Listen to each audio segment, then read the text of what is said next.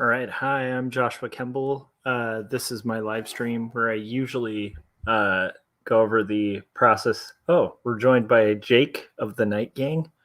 Hey, Jake, how you doing, man?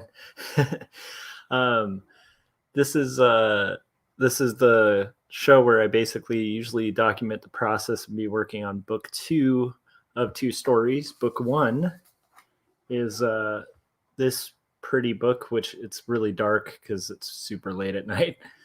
But it's this pretty book that you can purchase on Amazon.com about faith and mental illness. 122 hand lettered and hand inked pages, and I usually am working on the uh, the second book during these streams. But what I'm doing now is actually working on. Oh, I love it. Jake was talking about his exams. I can't wait to talk about that. That actually sounds really cool. Um, yeah. So anyhow, during these streams, I'm usually working on book two of two stories, and I'm a full-time art director. I've been a professional illustrator and graphic designer for about over 15 years. And this is usually the vlog or the live stream where I basically document the process of me working on book two of my graphic novel. But today it's changing it up a little bit. I had a return freelance client with a really weird and kind of awesome assignment. I've done tons of work for her. I've done this whole series of these different portraits of sailors with like crazy beards and tattoos. And this assignment is basically to make like a mobile. So it's like a character where I think with brads and with string, it's going to like connect to this whole character. So it ends up looking a little psychotic actually. Because if you see it from like a distance, it's like I basically had to draw all the line art for the different body parts of this character and then basically make it so that all the joints overlap. So it's almost like creating assets for limited animation. But part of why I'm starting my stream, usually I start these at like 10, 11. You know, they'll go late into the night, but not this early, like for the start in the day. But and if you hear like some noise in the background, that's my coffee pot brewing. This is just something I want to get off my plate so that I can focus on getting the pitch project done that I need to get done and all of that. So that's what I'm going to be working on. Jake said his assignment on his exam is the male gaze. That's a good topic, actually. It's kind of weird too. It's an interesting thing in art. I think the theory, I don't know, we should pull you on here or something, but the theory, let me see if I can pull up the Discord and send you a link. Hang on. Discord. Yeah, just in case. Let's see here. Invite, copy to clipboard. And let me see if I can find.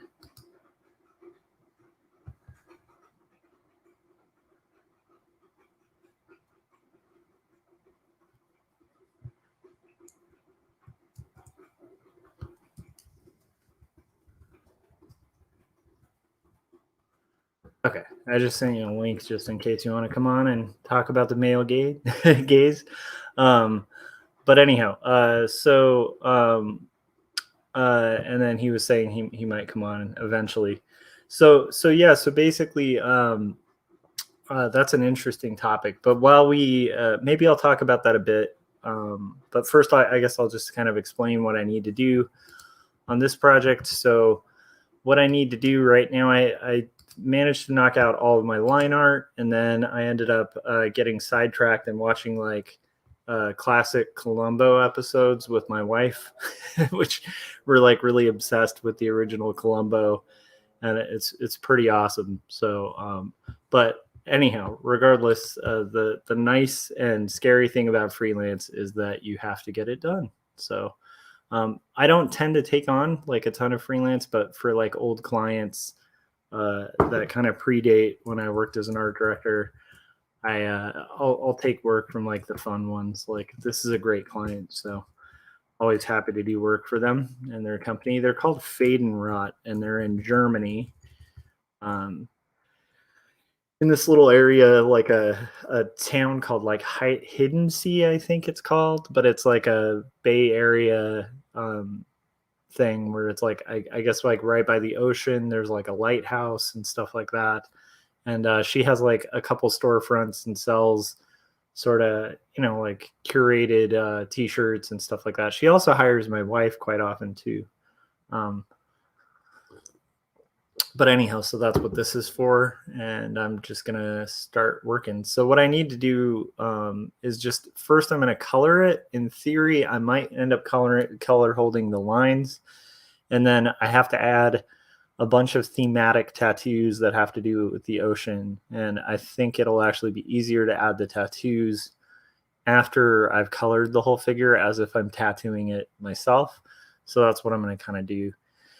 But the first thing I do whenever I make like selections to color is I'll like sort of expand my selection. So I don't know if you guys can see those little marching ants, but you want to expand it to where they're overlapping the line a little bit.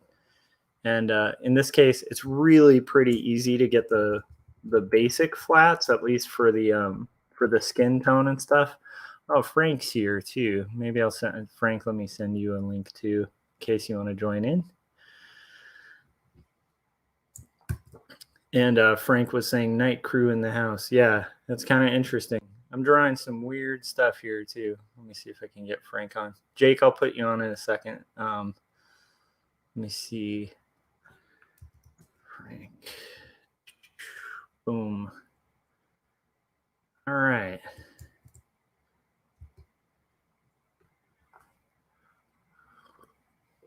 Frank, I sent you a link in case you want to join in as well. So, Jake, how's it going? Hey, man. How you doing? So you're working on the male gaze, huh? Yeah, fucking terrible, right? Jesus Christ, I want to shoot myself. It's funny though, like, so is this like, what is your major out of curiosity? Is it art history related, or is this just like an art history class you have to take? Media studies. What's up? Media studies. Oh, that's right. You've talked about that. Okay. So, interesting. So you guys have to study the male gaze in that too. Cause like in art history, we have to go over that a lot. And, it's for I guess for people who haven't been to art school or like, studying media, they may not have heard of the idea of the male gaze. It's interesting. It gets politicized sometimes, but I think there's truth to it. It's, I think the general concept is like most art, throughout like the last, let's see, throughout pretty much our entire history of the world has been designed for like the male gaze and not really considering like the female perspective, because women like throughout most of history, like in reality just haven't had the income or the money to, like, they haven't been the buyers of art or the purveyors of art. And part of that's because of social structures and like that and stuff like that. But the idea of being like, so most artwork is created for the male gaze. And then there's a whole trend with nudes and things like that in art, at least in art history. And Jake, maybe I'm getting this wrong, but it's like, it's been a while since like grad school, but it's like, but I mean, the general gist, if you look at like most paintings up until like the last century, like, especially nudes of women, like they'll have late 1900s. Yeah. So they'll have like these moments where like they always depict a nude, but the nude is never like directly looking at the viewer. So it's like they're just like an object, like just kind of on a pedestal that's there for your amusement and for male use, as opposed to like, and there I always confuse Monet and Monet, but the one who did wasn't the Impressionist. Van Gogh? No. Monet. I think Claude it's Monet? Claude Monet, not the guy who Claude didn't Monet. do the lilies. Which one's the right Monet?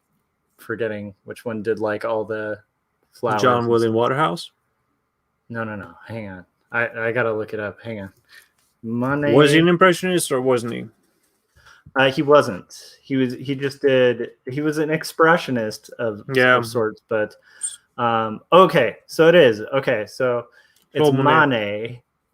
So Monet is like the one who did like all the flowers and stuff. Monet is the one I'm thinking of. And I'm gonna blow the pronunciation of all these names, but Monet did this piece that was like one of the things that shocked the Salon and got him kind of thrown out of a bunch of galleries was that he did nudes, but the women were actually looking directly at you. and it was like shocking at the time. Like everybody lost their minds because they're like, you can't have the person look at you. Like that's just perverse, like, and it was just this weird, interesting thing that kind of has sparked up the topic of like even back then, like the gaze, the male gaze was like, it was like an unspoken rule. But it's definitely something that I think there's truth to it existing, as to where people go with that, I don't know, but that's kind of my understanding of it. It's like just kind of studying the perspective of the treatment of women in media throughout years, where like in general, and the treatment of pretty much anything that's considered the other with a capital O, like in general, has been treated with like a weird gaze. Am I getting this all wrong? I don't know. I'm trying to. Oh, you're partially on the money. Yeah, it's basically based off Michel Foucault's continental philosophy of power, and when it comes to structure and stuff, and there's a way to it in the way that most patrons were affluent, high class, or royal subjects that paid commission for artists over years and years before like the merchantism and all the way. Yeah. Sorry, I realized I put Frank on probably before I think he's ready. So Frank, just give me a heads up when you're ready. I don't want to throw you on until you have your camera set up. Sorry, continue. Yeah, so there's a hint of truth into that, but it's more like a fact of the matter. The only issue is that it is sort of riddled in the way of how should we say it, like what is it called again when you state something that is that can't be proven, but it's still like is sort of proven on the technicality. There's like a specific word that I'm looking like for. An assumption, or no, not an assumption, or like common sense runs on no. It's sort of like self-evident. No, it's not self-evident. Okay.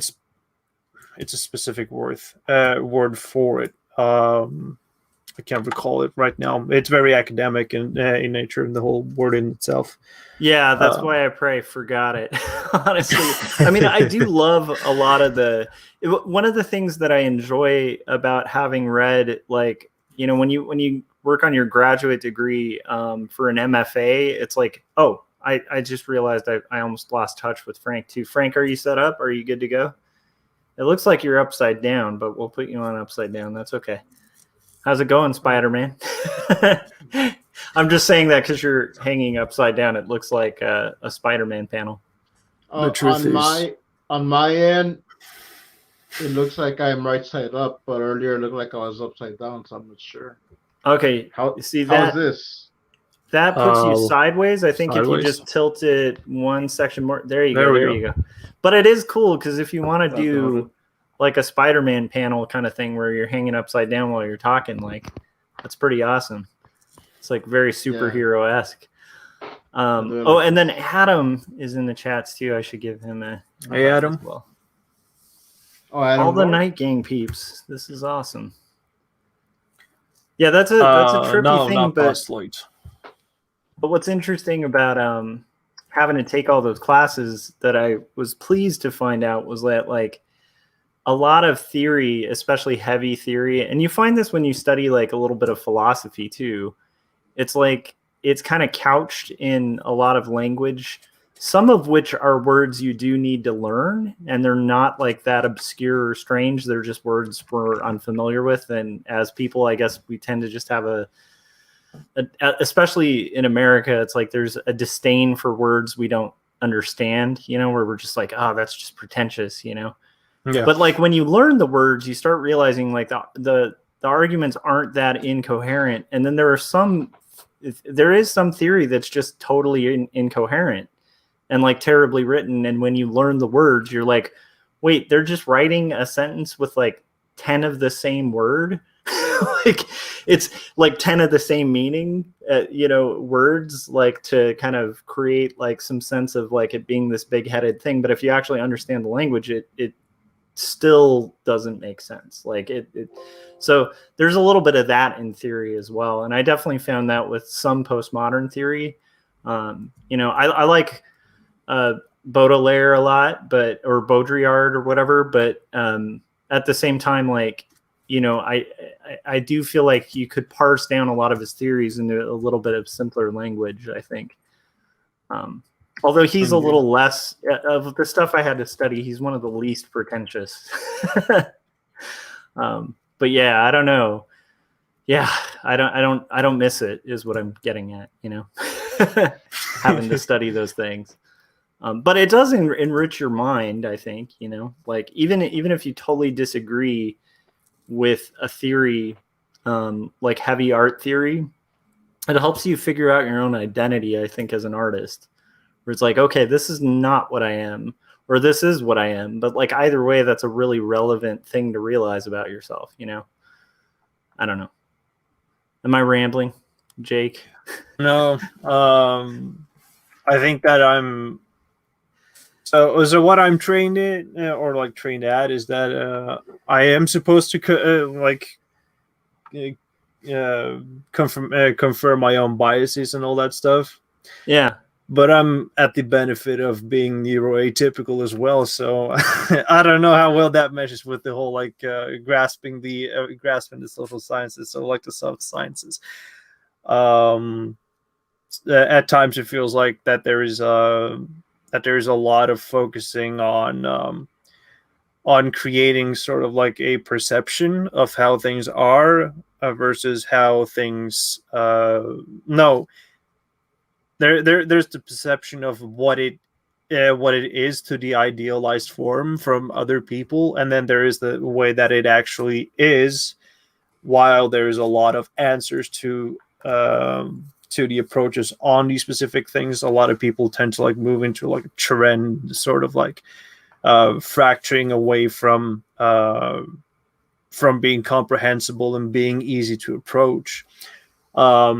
One of my favorite YouTubers, King Crocoduck, he's just now releasing a whole like new series where he's taking down one of these bastardized social studies professors, and where he lays down his foundation for his philosophy of being like quote unquote naturalist, in that there is a constant like symbiosis running through sciences, that in that the ontological and the epistemological sort of nourishes and feeds into how we do methodology, and with the methodology showing the faults and the rights based on how they've been structured to like assess things. Yeah. That will feed back into the whole like worm.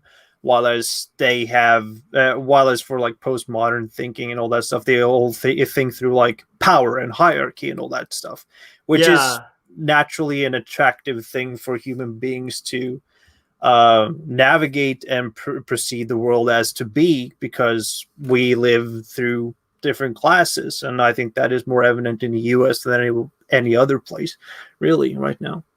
Nice. James Jarvis, in the chat said the issue is a lot of people don't recognize when the evidence is there or not, sort of like someone had a tree in front of them but couldn't recognize it. Mm-hmm. And then he was saying it's empirical, which I think that's the word we were stretching for, which is not a big word, but yeah, I totally agree. I think what's interesting to me, like with postmodernism too, is the epistemic, like it's a hard thing to navigate. I think there is truth to a lot of postmodern theory, but it's a hard thing to navigate in a rational conversation because, just in general, when you're learning like basic premises of logic and reasoning and inductive reasoning, or like, more importantly, just the basics of like critical thinking, it all starts with what your epistemic outlook is. And it doesn't mean that you have to have the same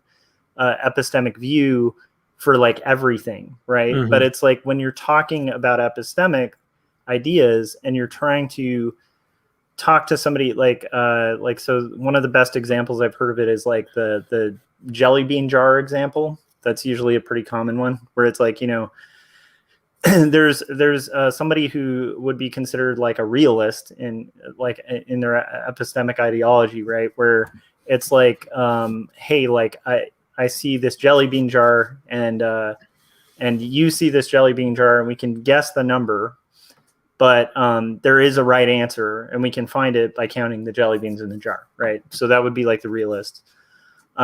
There's basically like there's the there's the person who would kind of be more postmodern in their take, which would be like, well, it really, since truth is just what we perceive, like temporarily, until more information is gathered, right? Like each person is right, like whatever they guessed about the jelly beans in the jar, because that's their truth, right? And truth is not necessarily absolute. Like there's not necessarily like a right answer or a wrong answer. This is like something, relative, right? So it's like the relativist epistemically. It's hard to have a conversation proceeding from that standpoint on a lot of topics without assuming like basic axioms that are true, right? Like, so it's why like when you have like a conversation with somebody like where you're trying to have like a rational discussion, it's important to like have agreed upon axioms like this. And keep in mind, I'm like not a logic dude, but it's what I understand of it. It's like it's important to have like agreed upon truths, like okay, are we going to accept that like we're going to be talking about this jelly bean jar? Can we accept that if we count the jelly beans in the jar, that we can rely on our count, and that would be truth, right? Yeah, those are the boundaries that will be setting setting up the premise, and then they will go on from there to find a goal. The only issue is that people will be wanting to navigate it sort of to not compromise in a way that the methodology it has to sort of like follow a sort of logic. Yeah. When it comes to relativists, it's sort of like the categorical imperatives and the a priori and all that bullshit. Yeah. And for the realists, it will be more like the close reading or the hands approach when it comes to the methodology, and more like a structuralist take onto it. Yeah, and I think that's really important for discussion. So one of the tough parts, and this is the beauty of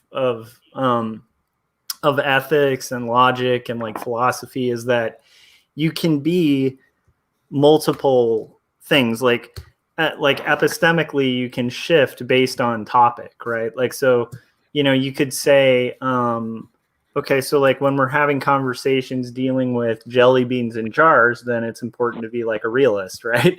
But if we're talking about something like whether a book was good, then maybe we start getting more into the area of like a little more relativity, right? Because it's like, I mean, we're talking about good, which is an abstract idea, and we're talking about opinions and like something that could potentially be more subjective and on a little bit more of more shaky ground. But like the whole point of kind of bringing that up is just like, it can be really difficult to navigate learning and discussing postmodern theory, because there is, to an extent, like I remember reading papers where and I'm going to forget all the people because it's been like over a decade since, but it's like I remember reading some post-structuralist theory from like the late 1970s, which a lot of that is like the early 70s writing in postmodernism is pretty decipherable, but as it goes later and towards the 80s, it becomes a little strange. And even post-structuralists today are pretty critical of like some of the sort of rationality games that some of the writers were playing back then.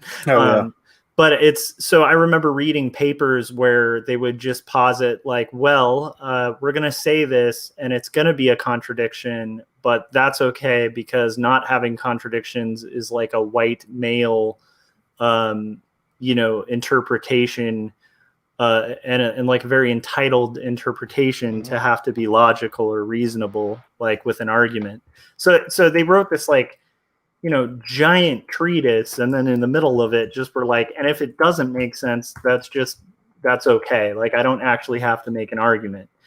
Like, and that was a little frustrating. And there were a few papers you like drop that. the ball on like a heavy argument. You lay out a refutation and then you sort of like drop it all by not offering a countering or like a better systemic like building block onto that. That is the shame, I think, that it fosters in that if you go for an idea and you want to lean onto it or cling onto it and don't want to like work more onto it, you can deconstruct the idea even further by making it progressively renewed and more long lasting. The whole like thing with language is that it's fluent.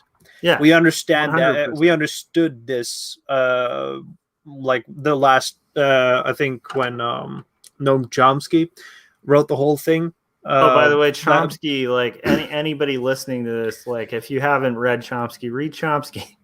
He's good. Read Manufacturing Consent and he's heavily work. And he's heavily intellectual without being snooty. Like it's really digestible. It's great work. Yeah. Or if you don't want to read, you can watch Manufacturing Consent, but that's like a 2.5 hour documentary of a little bit like weird sidetracking here and there, but it's all right.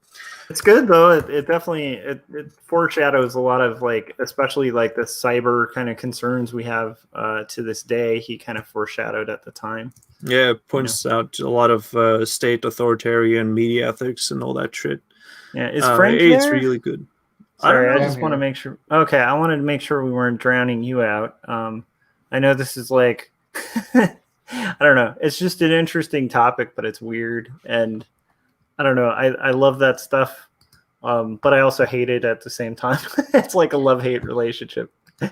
Frank is an astute philosopher. He just claimed the other day some kind of term that he came up with. Why don't you go and tell the audience, Frank, about that?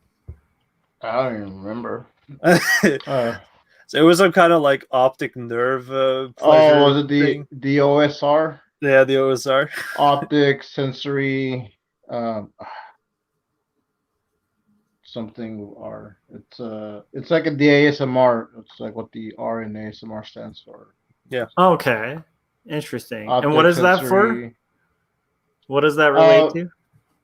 Just like the visual version of ASMR. So when you see something good, it's good to your eyes. So I just called it optic sensory.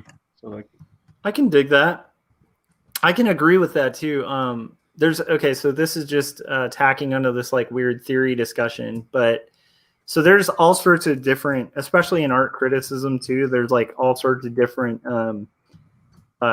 takes and like philosophies on it, and usually they're about 40 to 1,000 years behind literature on like their movements in art. Like art always follows what English did like 20 years ago or 50 years ago in writing. But one of the things I love is that there's differing takes on it in the sense of like even modern critics. So one of my favorite critics who kind of like tends to have that kind of like, there was this guy Greenberg who was kind of a jerk like back in the day. But he's the reason that like Pollock and all of these splatter form painters became like known for a while.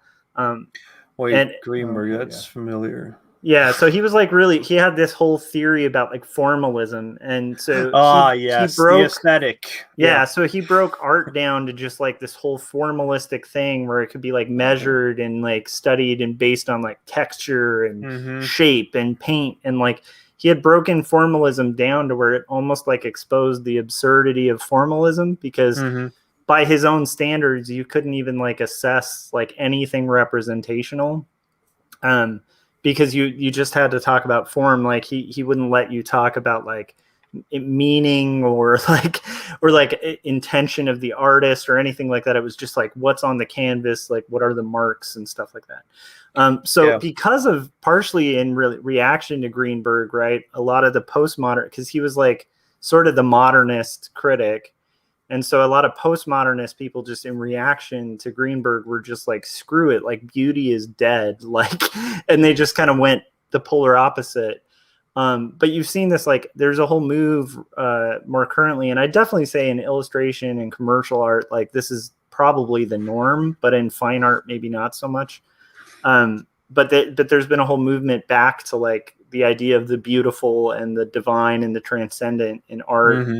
And so one of the best writers on that is this guy Dave Hickey, who is like hilarious and awesome and writes like Rolling Stone style art criticism. But it's like his essays on like beauty and art and like kitsch and stuff like that, like they read like an old school like 1970s Rolling Stones critic, which is pretty badass. So really no.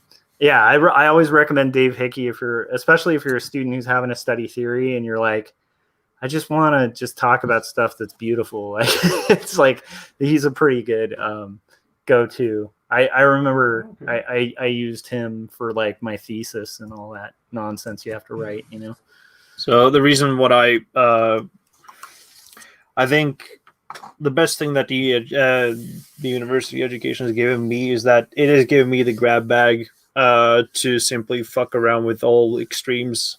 I love it. Yeah, you can. Because I really don't want to care about the whole academics fight and all that. I know that people are very interested in wanting to change academia and stuff, but it won't be changing unless it changes from the inside. Yeah, and I just want to create things that simply stand on its own, sort of like the way. I do have like an inspiration for that specific reason that I want to like exit and just go into arts, and it's the forewords that James Joyce wrote for Ulysses, where he had like he just wrote, and then it was not his sort of like job to decode it. It was like the intention of the scholars and academics to decipher that whole mess. Yeah, that's the whole like book, and it's either it either sounds like a joke. It depends on the day when you wake up and feel like, everything is very apprehensive and hostile text form wise, because you never know the tone. It's always made up in your head. You know, you can read a message in so many ways. You know. Yeah. So it's sort of like imposed on you to read it. And sometimes I've thought about that thing, but from a different from a different delivery form. It's either sincere or it's just like a shit post.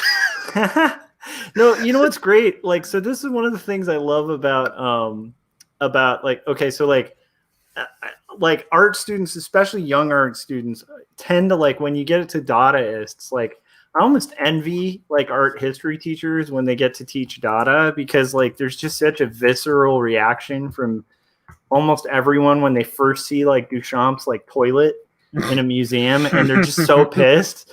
And it's like, I think like they're not really seeing the context of it, that was kind of a shit post. Like that was a troll. Like that was the whole Dada movement like had a manifesto written for it that was pretty much like, hey, the art world's kind of stupid.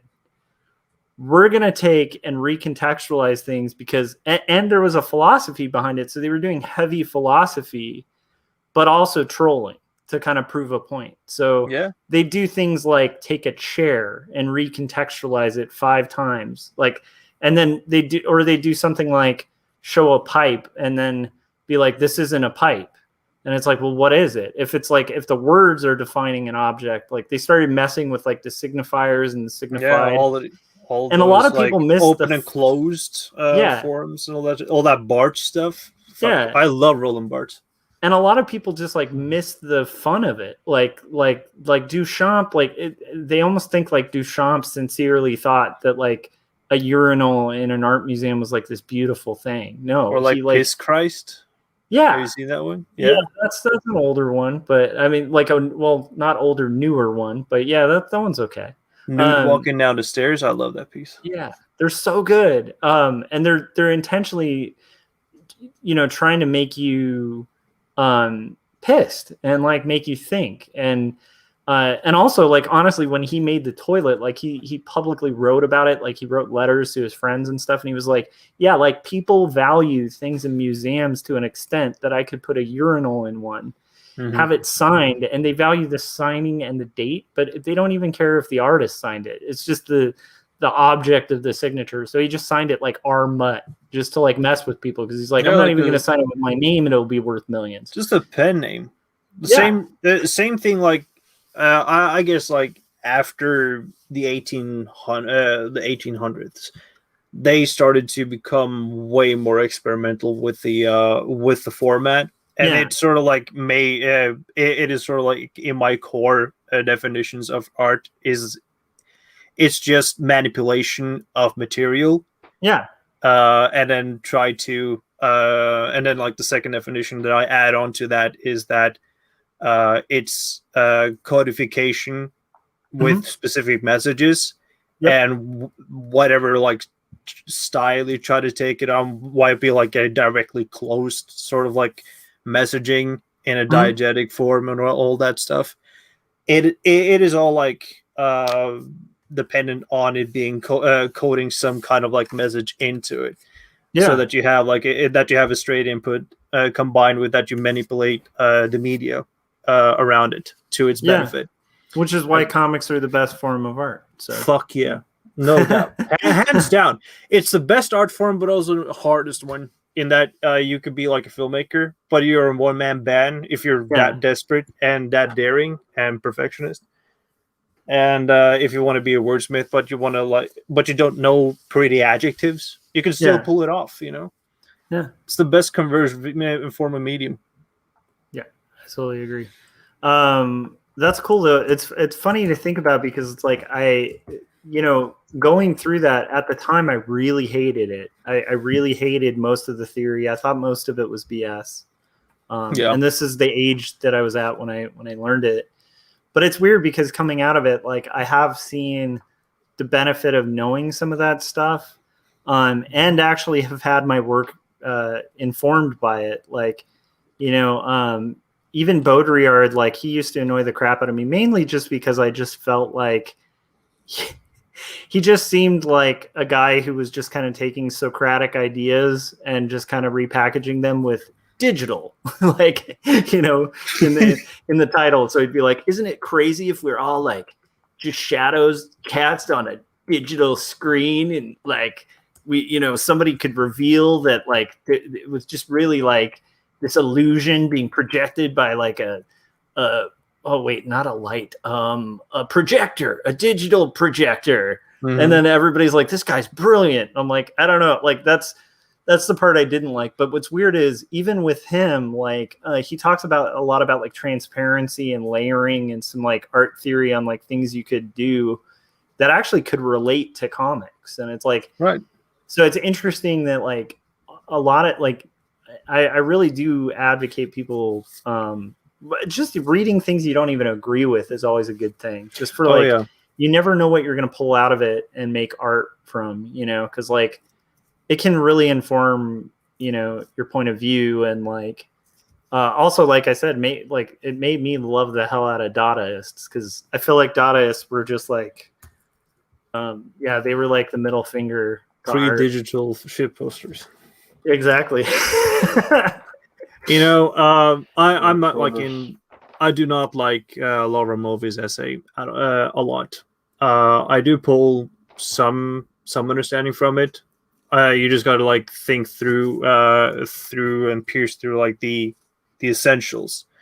The only problem is that it's not bioessential in its operation, because males are sort of like organically, visually more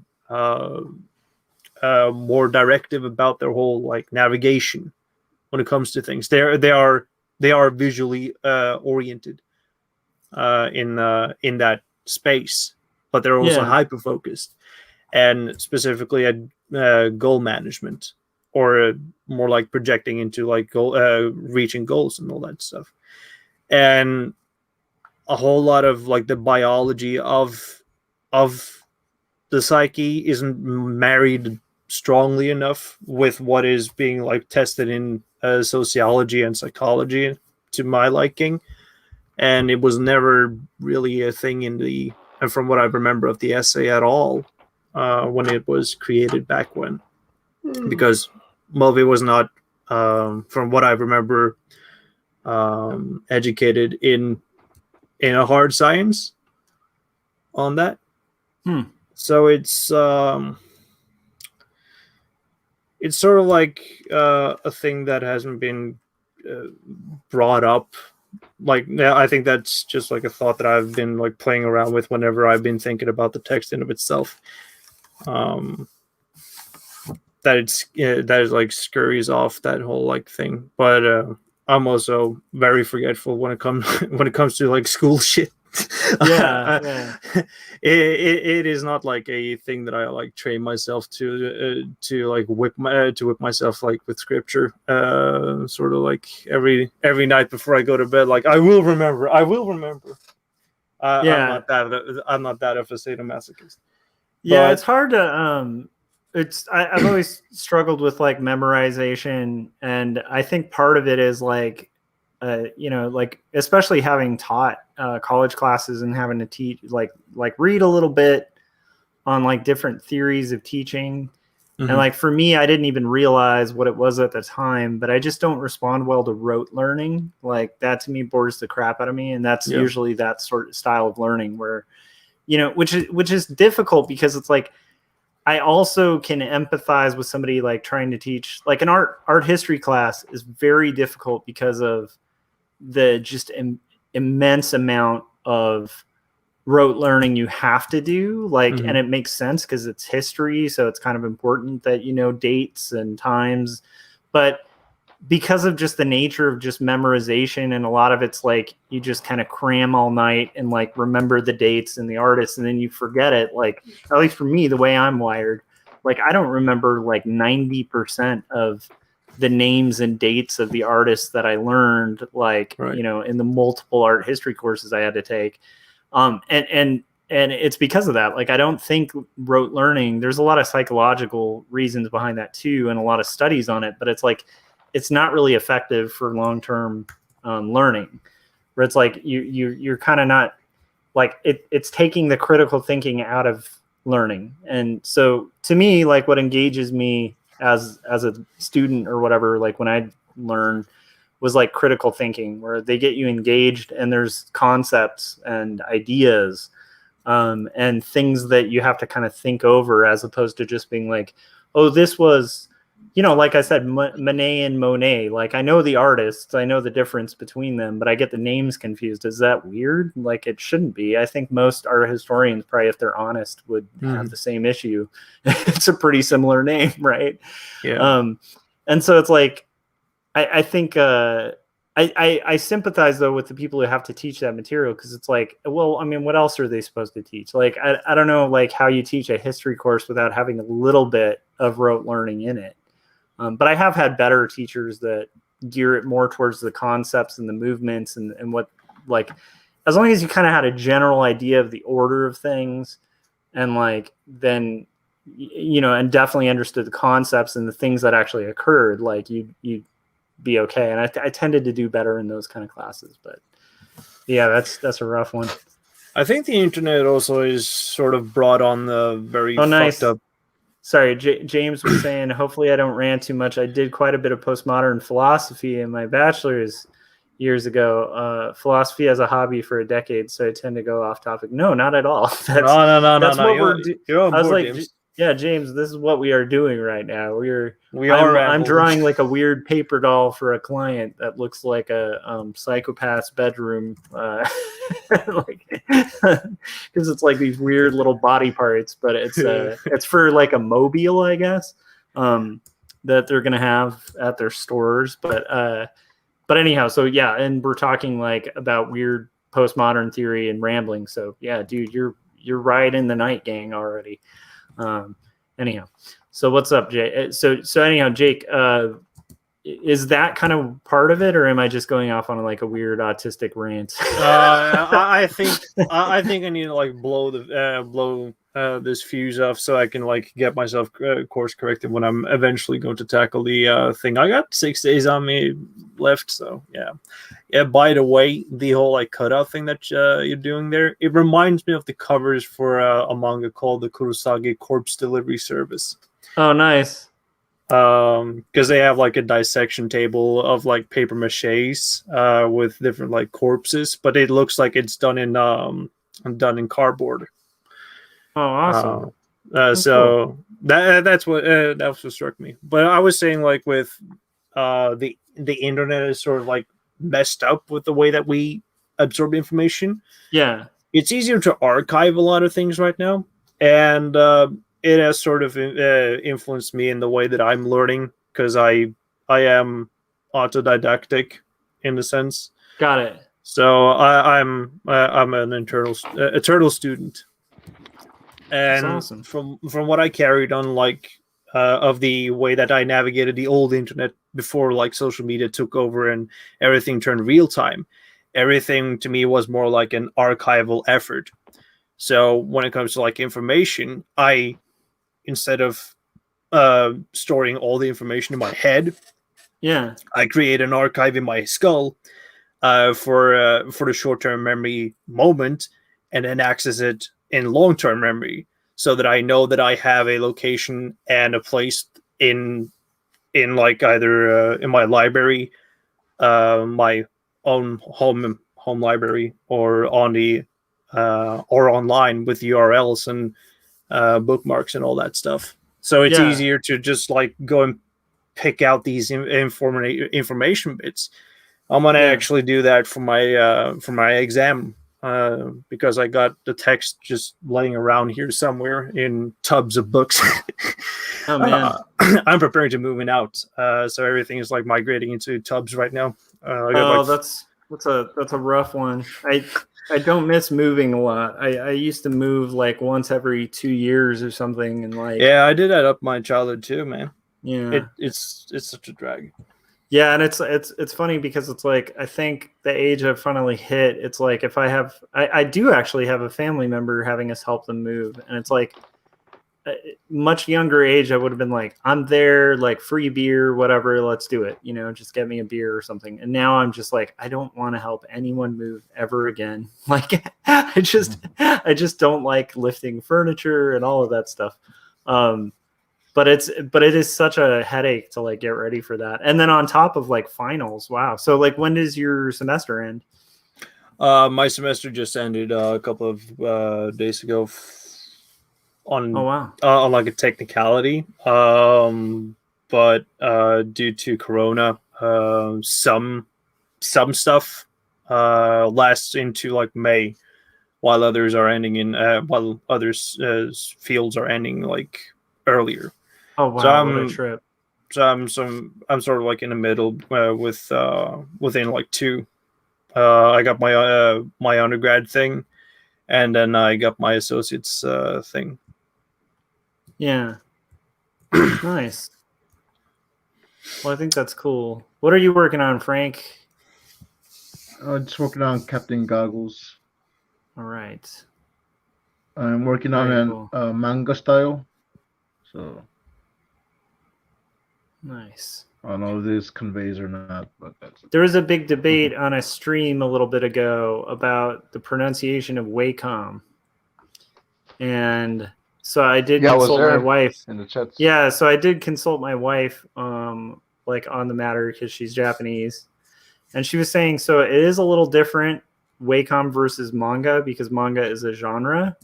So it's like, whereas Wacom, she was saying it's like Japanese companies do this all the time, where they'll take two Japanese words and combine them. So I guess like Wei and Com, like, or Wa and Com, and I guess it's Komu. So those two, they combined them, and so it means, like, I forget what it means, like destiny computer, or I forget what. But anyhow, she was saying, like, so in Japan, like if you're technically going to pronounce Wacom in the Japanese way, you'd call it Wakumu, and or Wakamu. And then I guess, like she was saying, other than that, like the American pronunciation probably is like Wacom, and that's okay because it's not like something like manga, where like manga has existed as a genre, like that is a whole genre. So it would be like us, mispronouncing like Manga. like, that's a Western movie, and you're like, no, that's a Western movie. No, it's a Western, and you're like, no, it's like okay, like it's a bigger deal of pronunciation. But it was interesting and fascinating. So I guess the answer was like it is kind of like technically it should be Wacom, but if we're gonna be technical, we should call it Wakomu, I guess. So with like a mu at the end, and my pronunciation of Japanese is always terrible. My wife teases me for it, but I did feel stoked about getting the answer on that. So I'll still consistently call it a Wacom because, but it was an interesting little bit of information I found. Yeah. Anyhow. Yeah, me and Frank are gearing up to work on the 9-volt anthology manga. Oh. Sorry. Adam was mentioning what Wa means. So Wa means harmony. So it translates to harmony computer, I guess. So that's kind of, they just were like, we have a new company. We're going to call it Harmony Computer. Like Digital Harmony. It'd be funny to just start calling Wacom's Harmony Computers and be like, I love my Harmony computer. And people are like, what the hell are you talking about? Anyhow, sorry, Jake, what were you going to say? What are you working on? 9-volt? Yeah, me and Frank are gearing up to work on a new anthology for the 9-volt, which is manga themed. That's awesome. That sounds fun. So all genres are available for us this time. It's very cool. So it won't be as frustrating or retentive as it was for the previous one. Yeah, it's always hard to do those themed anthologies because it's like, not necessarily going to be everybody's cup of tea, the theme. Yeah. So, when it's more genre focused, that it becomes hard. If it were like a keyword, like phrase or something, it leaves more up to the imagination. But still, you have like to be within that boundary. When it comes to genre as a defier, then you have to definer. Sorry, then you will have to follow the conventions and all that stuff, or build yourself around the foundations that are associated with it. Yeah, one of my favorite ones I did long ago was this one called Misconnections that Julia Wirtz put together. And it was like, this is like back in the day when the Craigslist misconnections ads were a thing. That was like I think it like almost like predated like dating apps and stuff. But like there was this whole section of Craigslist that even people who were not looking for misconnections were obsessed with, because you'd find these just weird, fascinating posts, of people like I was in the gas station, you were wearing a red shirt, that kind of stuff. And it's like I felt like we had a connection, that kind of thing. So she decided to do a whole anthology based on those ads. And so the idea was that you'd actually just go on the Misconnections, find a Misconnections ad that you thought was interesting, and just do a short based on it. And that was a great concept for an like I to this day I think that's the most fun I've had doing an anthology, because it was open-ended enough to where it's like the artist could find it, but it was thematically tied together, and it was a fun book to read, so I feel like if you can find stuff that allows the artists a lot of wiggle room, but also allows like, there has to be some cohesive tying theme, right? Yeah. Luckily, like manga is kind of just like making a comic anthology just called Comics Anthology. that's comics Yeah. themed, which is pretty awesome. So that's pretty wide. You could do anything really. Yeah. I've teamed up with another creator for the anthology, but Cool, like a writer or artist. yeah, writer artist. He'll be doing the art for it. Oh, cool. I'll be doing the writing mostly, and just the general like wrangling of the whole thing because he's never done manga before, so it's sort of like a new experience for him. And having me in his side, at his side, he thought it was like a plus because I'm more well versed in the whole thing. That's awesome. But I sort of like added a double set boundary in that, or like a restrictor in that I wanted to submit it for another anthology too, but localized in Norwegian. So, oh, nice. We're gonna have to like aim for both manga, but at the same time we have to go for the other anthologies, more like theme threading, and it bases itself on optimism. Oh, cool. The namesake of the whole of that anthology is called Rakan. Huh. So where it's gonna have to like address that part at least. I hope that I'll get it through. And the theme is optimism. That would be a really hard one for me to write. If anybody's familiar with my work, it's all dark and moody and depressing. I think I'm more like a depressive, what they would call utsumanga. I can see that. The depressive psychotic thriller or psychological horror type of writer. I like character driven stories that have sort of like done that. I actually like optimistic stories quite a lot. Like like even a lot of YA stuff. Like one of my favorite series right now is like that Hilda series, which is so good. And it is really good. The animated series. Yeah, and the comics are great too. But it's like, so I would love to create something like that, but it's just weird. I think each person has like the thing they're drawn to making, and for some reason I just keep being drawn to these very like moody, strange stories. Although I will say the pitch that I'm working on is a little more optimistic than, like it's a historical fiction book that kind of has a slightly happy ending. So it's like it's not quite as like dark as like the stuff I've been doing recently, which is good. It'll be like a nice little break, but it does have like a lot of weird stuff, like like seances and like all this kind of moody like spiritualism and interesting stuff woven throughout it. So it's got like the kind of more like the vibe of like a mystery, Right. I don't know.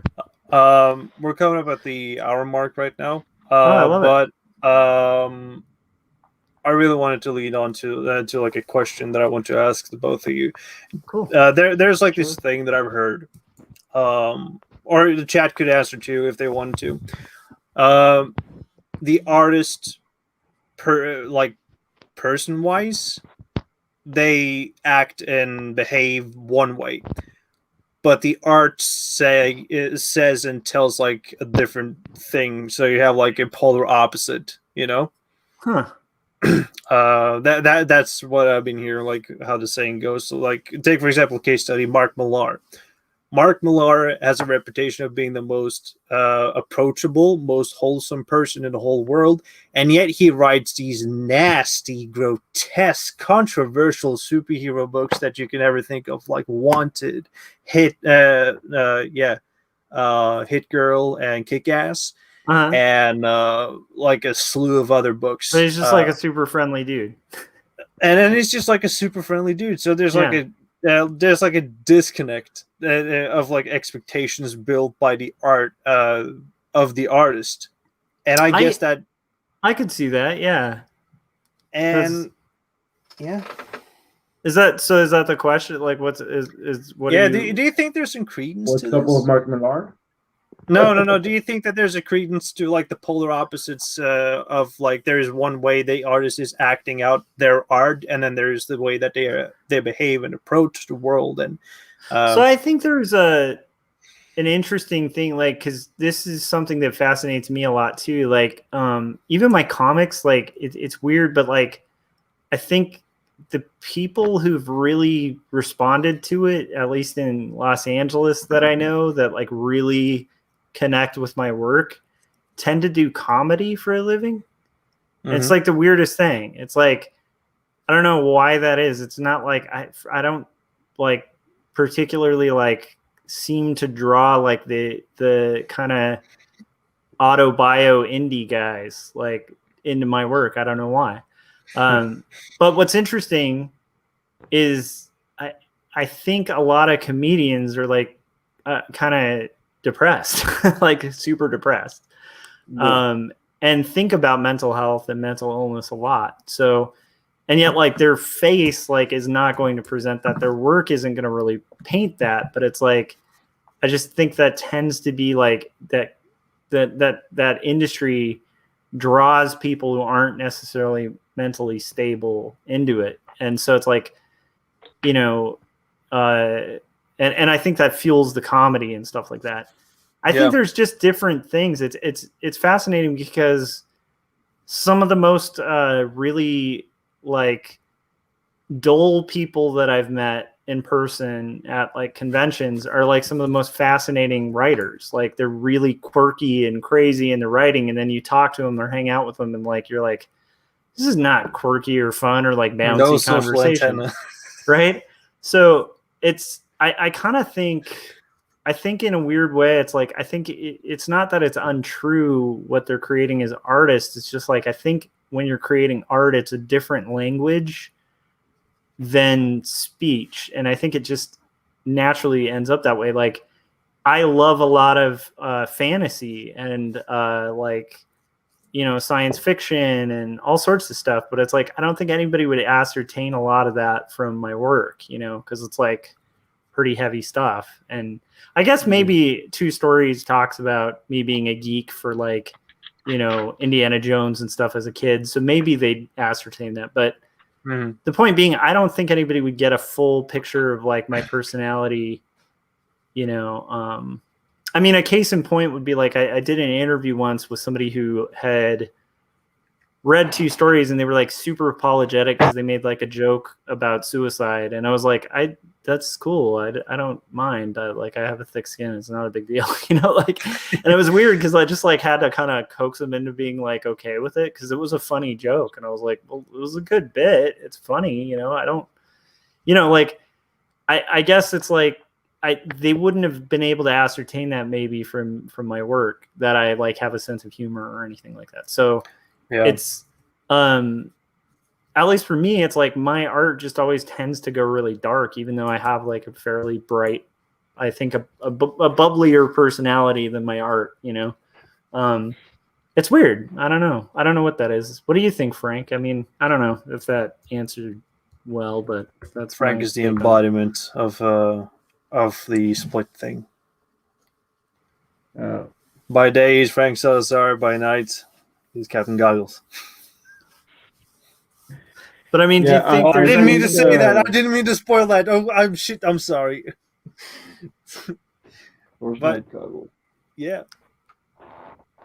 What was I saying? Yeah, like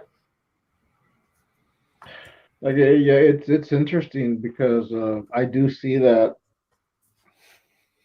especially when we're talking about comedians. Like there are a lot of comedians that in their personal life are depressed, but they use the comedy to kind of like either work through it, whether they're successful or not. But so I can see the same thing with like comic artists.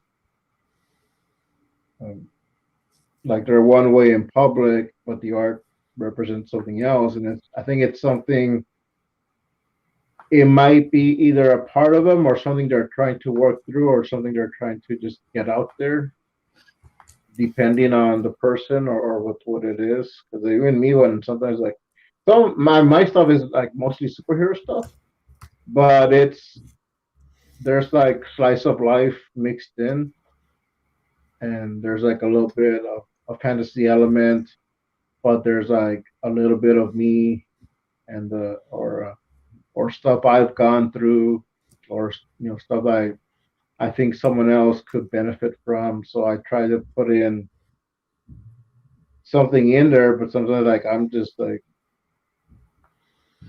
I did that one about the trees getting chopped up, and that was like something like I haven't done that, but it was in me to do it. Something like total different from what I'm used to doing and people are used to seeing, and a lot of people didn't like it. A lot of like my regular audience are just like they didn't know what to say about it. I think I think it's an interesting thing too, because I think for artists they kind of get it in the sense of like anybody who's been doing comics long enough, like you understand, like most cartoonists, like I won't be shocked if I meet like Jeff Smith and he's like super into like Dave Sims work, which is like polar opposite, like, even politically from like where Jeff Smith is at. But it's like, I wouldn't be shocked to find that out, like, because we like a lot of different things, like as artists, Yeah. like we like, like for me, it wouldn't be a weird switch for me if like the next book I made was like a high fantasy thing, because I grew up loving high fantasy. So it's like, if I went that route, now if people were following my work, they'd be like, what the hell? Like, what's going on here? This is like a 180, but it's like human beings as artists have like nuance. So it's like a lot of people who are painting want to make comics. A lot of people making comics want to be painting. A lot of people painting representational want to go crazy and just splat paint on a canvas and call it art. Like a lot of people splatting paint on a canvas calling it art, or like wanting to paint representational. It's like, it's all over the place. And like, I think the only people confused about it are the people who aren't making it, because it's like, for me, like it wouldn't be that strange. Like if I had a friend who's just drawing like a super brutal, just like gory comic where people are being ripped apart and you just see all this like gore and it's hideous, I wouldn't be horrified by it because I'm an artist. So I'm just like, that's like, that could be fun to draw. And like, zombies are fun to draw, like, because of that, because it's fun to draw like all the weird stuff. Like, Yeah. So it's like, I guess Adam was saying Dave Sim is Jeff Smith's arch nemesis, which is kind of why I brought that up as an example. But it's like, it's just one of those things of like, I think, I think that we all kind of get it. At least most artists I know get it. Like, I don't meet a lot of comic artists who are like highly horrified by like a really gory comic. And the ones that would be the least horrified are probably doing like all ages stuff, So it's like, you know what I mean? Like it's just kind of across the board, like the styles and ways people like to work. I think I don't know. I tend to think that people who are shocked by it are like people who just aren't really drawing or getting it. And then there is some stuff that's just a little bit weird, Or like, but like they've found Mark Millar, like to me, it doesn't surprise me, like, that like somebody who writes a horror comic super cool. Like most people I know are really into horror movies and stuff, are super cool people. Like, like just because you like a horror movie doesn't make it like have to be a horror movie. Like, I don't know if that makes sense, Yeah. Yeah. I don't know. What's your thought on it, Jake? Like, I'm curious about that. Well, I think there's sort of circling back to the whole question in of itself. Hearing it from the panel here and from reading from the comments and all that.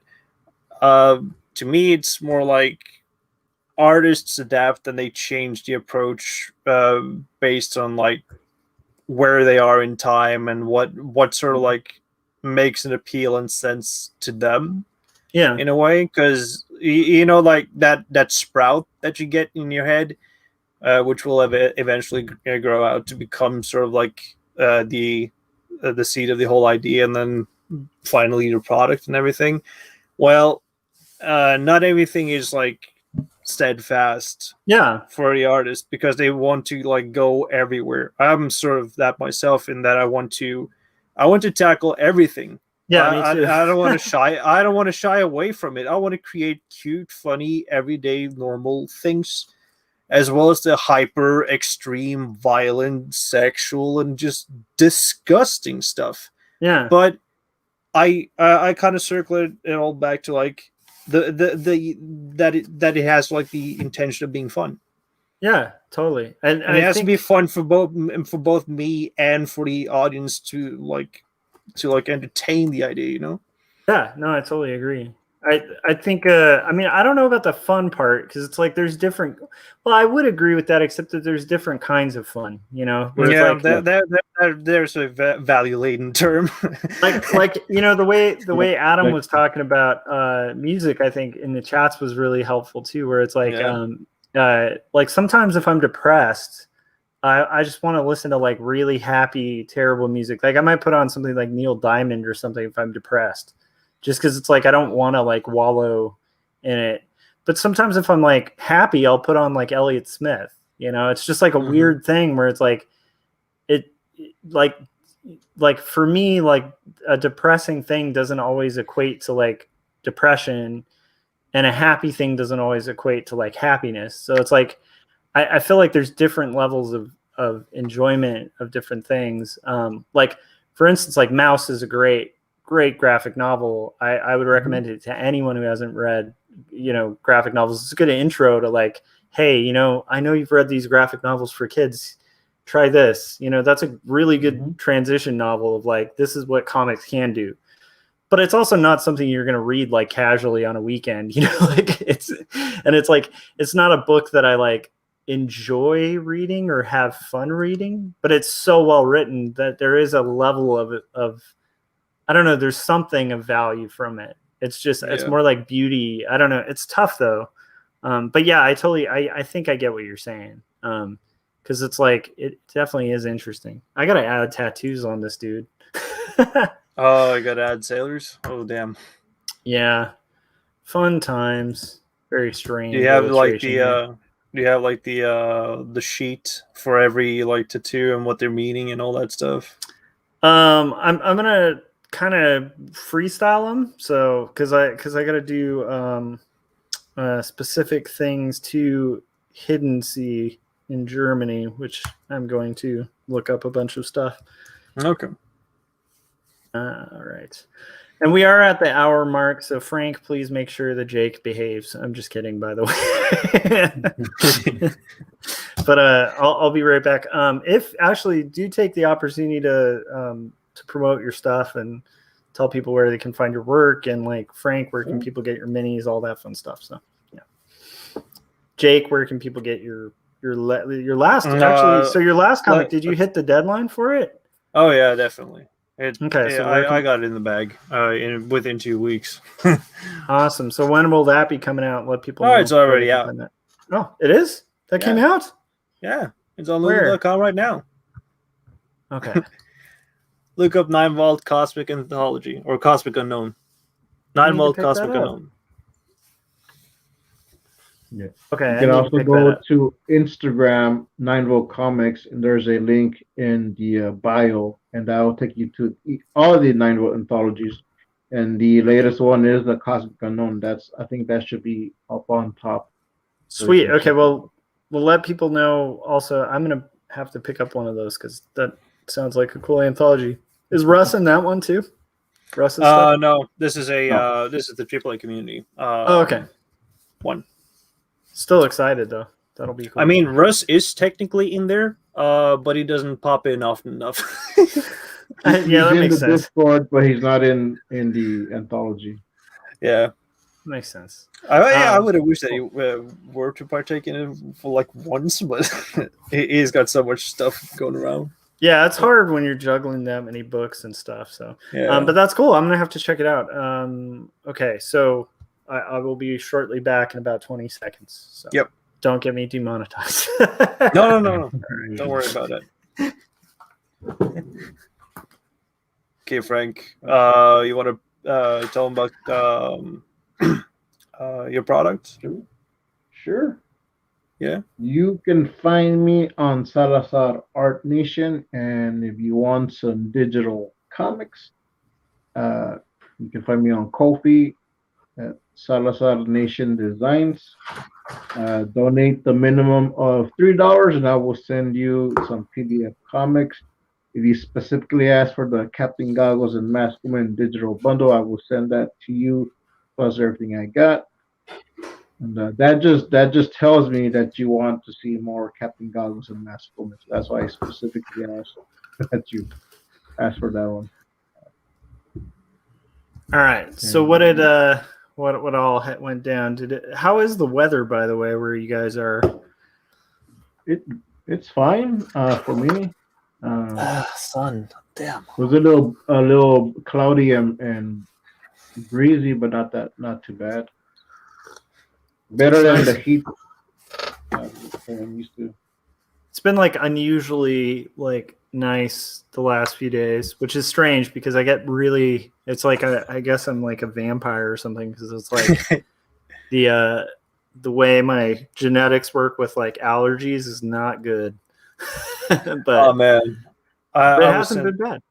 I was in a tree with chopping video clip, and I saw it was like a big like oak or some shit. I think it was like at least like 30 feet up in here, and they chopped that sucker down to the onto like the road, and it just the whole thing looked like a mustard gas cloud just dripping out of it, full of pollen. It was the worst. Oh my goodness! So if you are allergic to pollen, you wouldn't be liking it to be in the vicinity. No, I don't think I would last well with that. That would be like I'll see if I can find that clip though, because it was crazy. It sort of like tells me that man, bees are dying. Where was that? Like in know. your area or just? No. I think it was somewhere in the U.S. Oh, that's a trip. Or Canada. I'll see if I can find the clip. Yeah, that's a trippy thing. The whole thing with bees. It's like it's definitely one of those. Like it couldn't be mosquitoes. It had to be bees. Couldn't it be mosquitoes instead? What's your take on the whole idea of like the genetically engineered mosquitoes? Have we talked about that already? I feel like maybe we did. Not with us, I think. Okay. Not with me, yeah. Not with me. Or yeah, maybe. What's your whole take on that? Like, there's this whole thing I read about. There's a slew of scientists and like a big debate right now whether they should genetically modify, alpha mosquitoes that could then basically, like ruin all the basically get rid of all mosquitoes. Like they think it's actually possible where they could alter the DNA to where it couldn't reproduce, and they would just get rid of mosquitoes altogether. And there's really no evidence of any benefit. Like no biologist has found evidence of a benefit that a mosquito adds to an environment. And so that's the question is like, should they do it? It's kind of very similar to the classic conundrum of like, should they engineer dinosaurs if they could? Yeah. Well, that is sort of a good thinking about thinking about Jurassic Park, and that it could be like a blood storage organic blood storage unit, just like to freeze down in some kind of like frozen bunker or some shit. It would have been cool, but I don't think the sci-fi really chucks that up to be real. Yeah. But the getting rid of mosquitoes thing is like it's actually a possibility. It's a current discussion they're having whether they should, because they know they can. I don't know. The thing, the whole like problem with tampering with the ecology is that it's designed in a certain way, and if you take one part out, a lot of things might fall over. Yeah, I agree. I tend to think because I would because you can do something doesn't mean you should. Yeah, exactly. Yeah, that is one of those ones where like I really hate mosquitoes, so I'm not like, pro mosquito or anything, but I will say like just being able to like get rid of like mosquitoes with the temporary knowledge we have now, I feel like that would be the time where we'd find out, oh, there was a benefit, like it's definitely one of those things where I feel like just because we haven't found a benefit doesn't necessarily mean there isn't one, Mhm. So I definitely kind of fall on that same side of that, I sent you the clip on Discord, by the way. The whole thing. It's a tweet, but oh, I can't wait. I'll check it out after the stream, do that. likely. What's the? There's a lighthouse on my arm because I'm a hardcore sailor. I'm joking. I'm speaking for the sailor here. Yeah. I thought that was a Dalek. Yeah, it does look a little bit Dalek-ish, actually. I should put like a Dalek on his arm where it's just like exterminate, but he needs like the little plumber thing, anyhow. So no, I'm not actually gonna put in a Dalek. So like, my kind of like question would be, what is up with water striders? Jerry Days, Jesus bugs. Because they are like the water. They are like the water equivalent of mosquitoes in my mind, but I've never figured out what their like meaning is, and it's because I'm very underread about the whole creature, so I don't know. Yeah, see, I don't know enough about animals to know. Like, the only reason I even knew the mosquito thing is just like a lot of people who talk about sort of like quantum physics and stuff will talk about that because it's just like this weird, it goes into that area of genetic modification. That's like, that's interesting to me. But like general knowledge of animals, like I am like one of the worst. I don't know, Frank, how's your knowledge of animals? It would be a good time to have Anna right now. Well, I'll say like the one that would know would be Anna. I know enough about animals, but not about like insects, so that's where Anna would come in. I mean, it is pretty cool. I know she will kill a mosquito no problem. So if she's not for them, then I'm okay with squashing them. Yeah, but not genetically wiping them out. I don't know about that. It's fascinating though, because it's like it is a hard question, right? Because it's like they're responsible for like I don't know, it's some ungodly amount of like deaths in the world.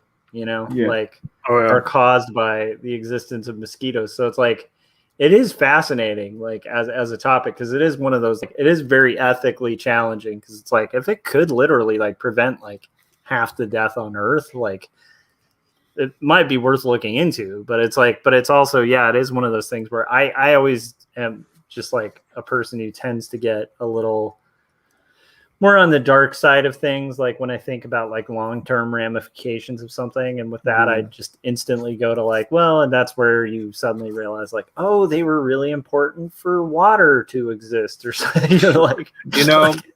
Maybe we shouldn't be messing around with mosquitoes, considering that it might be nature's response to crowd control. That's true too. Maybe it's just like, maybe we do that and then we just suddenly, or like more important is like, like, are there certain animals in the environment that mosquitoes are kind of keeping at bay? That's what I was thinking. Like they could be keeping something away that could probably. Like maybe there's a certain alpha predator or something in the wild that's just like, because of mosquitoes, like kind of kept from like overbreeding or something. And then like the second mosquitoes get taken out, it's like, that's where like we meet like this weird, crazy, like bear dinosaur creature that's been like kept at bay by that would be a really good plot for a sci-fi, I think. Hey, I think we got a alternative one for bees now. Mosquitoes. Yeah. But yeah, the bee thing's fascinating too. Yeah, kind of I was coming out of the. Yeah, we're going for Frank. The bees are disappearing, or what? Yeah, there's go ahead. No, you go on. Well, from what I understand, it's like they haven't really been able to explain it, but in the last like decade or so, like the bee population has gone down and it's caused like major problems, like major ramifications on the environment. Because bees do. Interesting because Doctor Who touched on this a few years ago in an episode. Nice. Which doctor? David Tennant.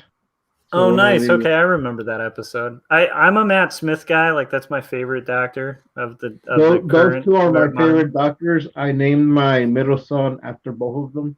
No way. So my middle son, his name is Matthew David. That's So awesome. Matthew After David Doctor Tennant. Who. That's a Yeah. cool. That's a cool reason to have a name. That's pretty rad. I'm coming hot off the Ansonetti book, Annosetti book. Oh shit! What is the name of the book now? Oh, I'm spacing out. I've been awake for too long. It's okay. It is like 3 a.m. here. I don't know what time it is there, but It's something early absurd here. morning. It's like it's just midday. It just struck 12. It's 5 a.m. here for me. It's high noon. Wow. All right, so let's see here. I gotta see what other things. I got distracted for a second. Okay, so I need. Let's see, an anchor. Okay, an anchor, amber. Okay, got it.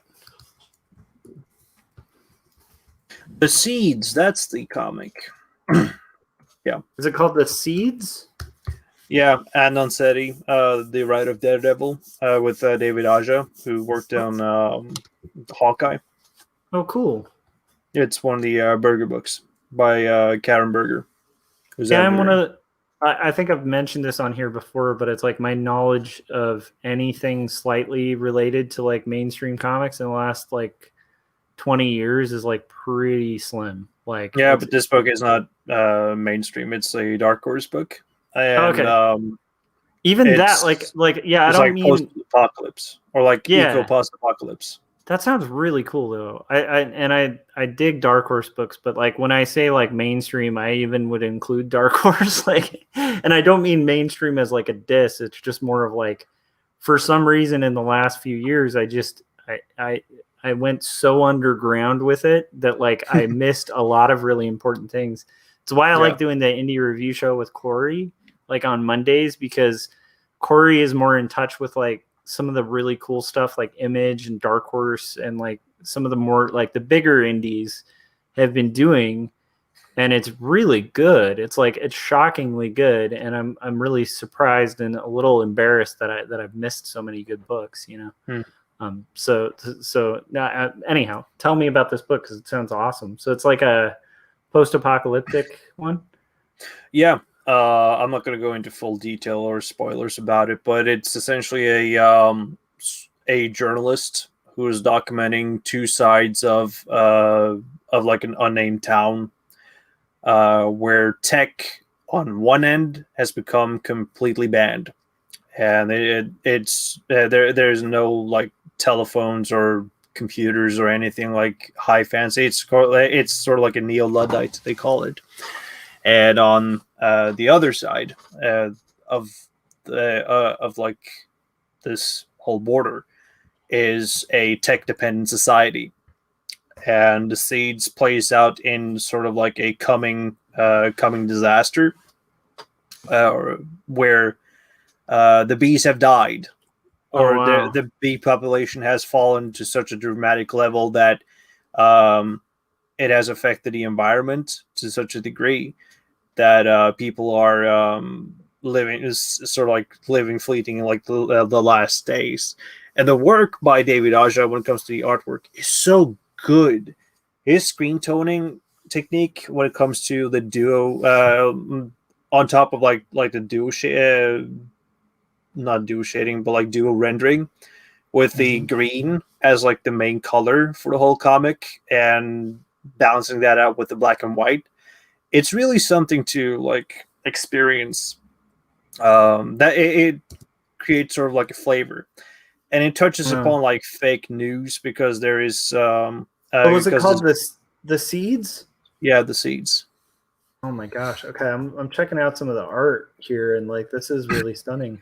Yeah, and what happens is that this journalist uncovers a love relationship between a human and an alien. Wow, dude, the even the covers look really cool. Like this is really nice. Very like stylized. That's cool. Yeah. Wow. Holy So crap. Noncetti had this inspiration when she was visiting China a couple of years before the whole 2016 thing happened. And she touched on a lot of the problematic things that came out and about during like this whole period in the Trump administration era. Yeah. But she didn't have like the outlet to back that book. So when she got into working with David Aja under Karen Berger for Dark Horse, they had retooled that pitch creation that she had created like a couple of years before to what it is right now. But the two issues that were supposed to be published, they never got published in singles because of COVID. So this book has been suffering Oh, quite wow. a lot during its production time. And sort of, I had like I went into the mind of like the mindset of like being a social critique of contemporary stuff as of today, but then I realized in the post notes or like the annotation section that it was never meant to be this way. It was already created and ready to go, but it never had found the grounds and footing, and it might have been inspired by recent events too during the redrafting. Oh, But wow. it's a unique project. I really dig the art and the symbology. There's a lot of interwoven visual storytelling that is like locked into the 9-panel gridding of the Yeah. comic, and it's told through the 9 grid. Is the whole almost thing like this continually. two-tone that I'm seeing online? Like Yeah, it looks like yeah. it's that's lovely. Like So it's just like pure green and mixed up with the highlights of the white negative space and the black silhouettes and all that stuff. yeah, It's really cool.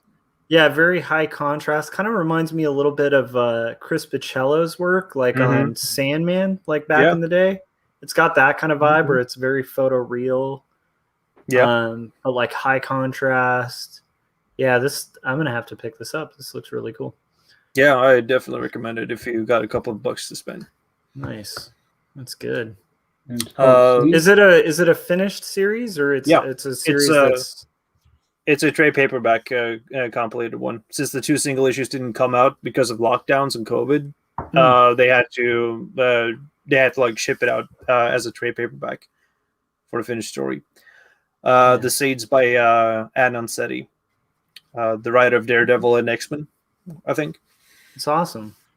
It's cool. And I really need to also I very much need to brush up on like writers of Daredevil and X-Men and that kind of stuff. Like there's literally 2 or 3 decades of comics that I've missed out on, you know. Yeah, she was the one I think introduced Typhoid Mary. That's rad. That's right cool. After Frank Miller. That's so badass. That's cool. Yeah. Dude, Frank, you reading any good books? No. Well, I just bought One Punch Man manga, so I just started to read that, and I'm trying to get back into the War of Art, so I started reading that again.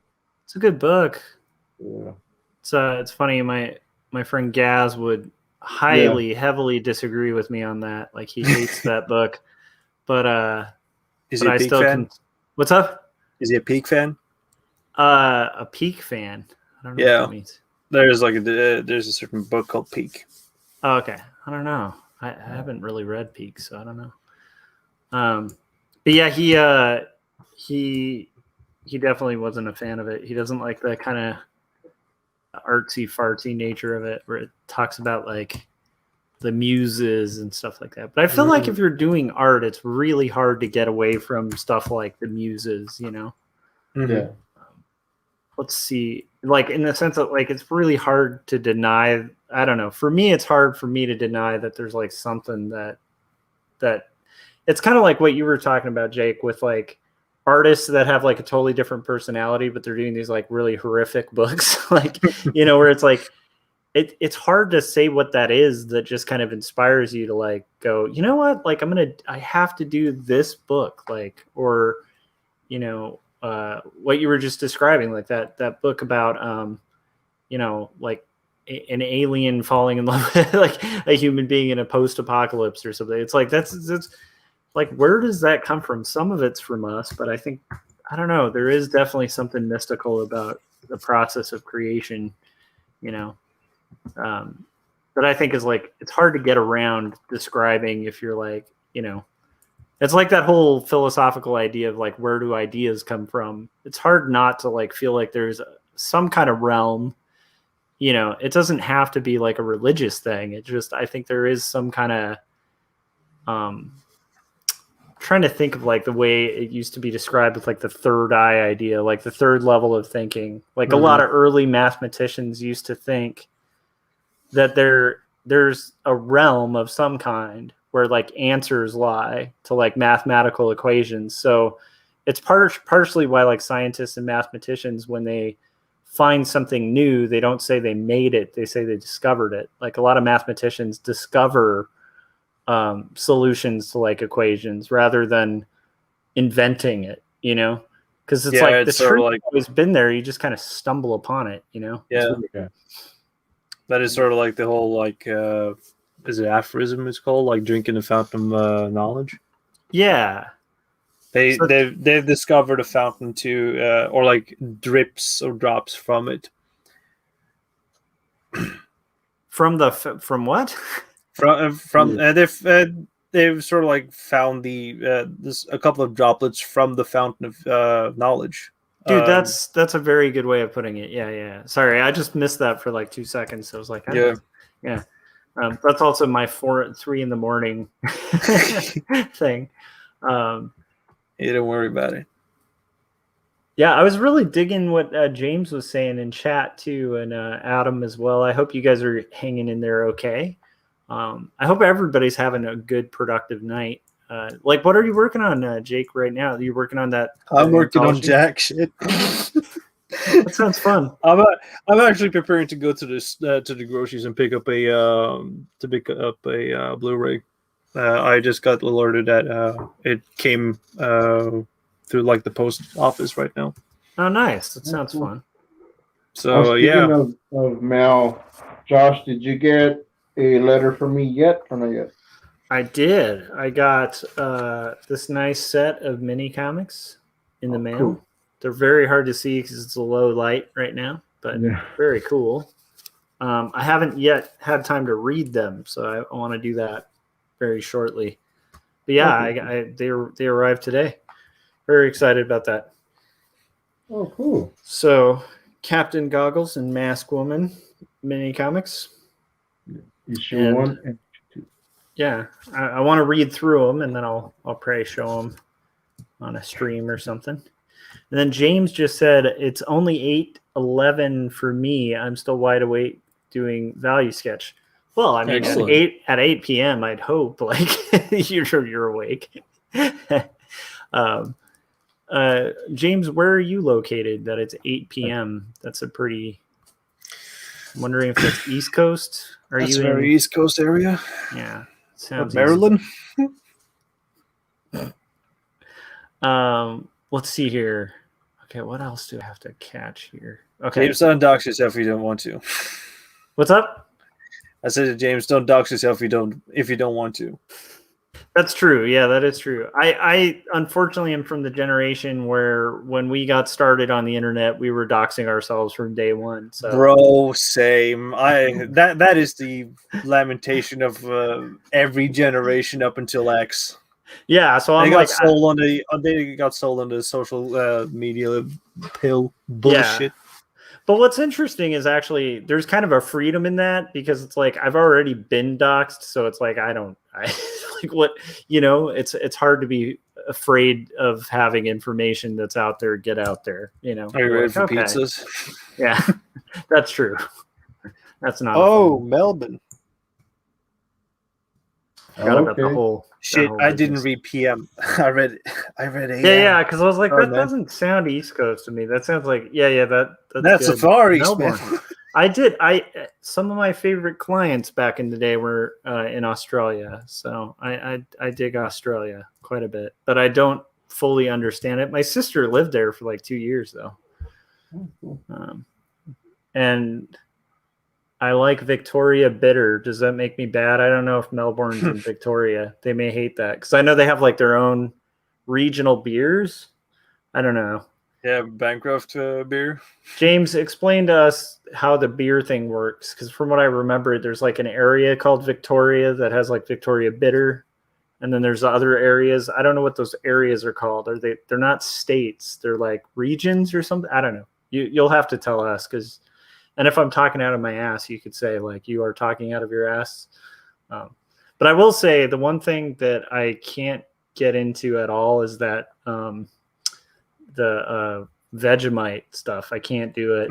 I can't. I tried. I can't. Oh, I've heard of it. I haven't tried it, so Oh, I can get it here. I pure mean, protein. it's the way I would describe it, and I don't know. James might really dig it. A lot of people in Australia dig it, but it's like it. It's like if you took like tar and spread it on toast, and then like just poured like a full shaker of salt, like not just shake salt, but you just took the top off a salt shaker and just dumped it on there, and then just went like that's what it kind of tastes like. Sound appealing? Well, me and Frank's mutual sideburns. Yeah.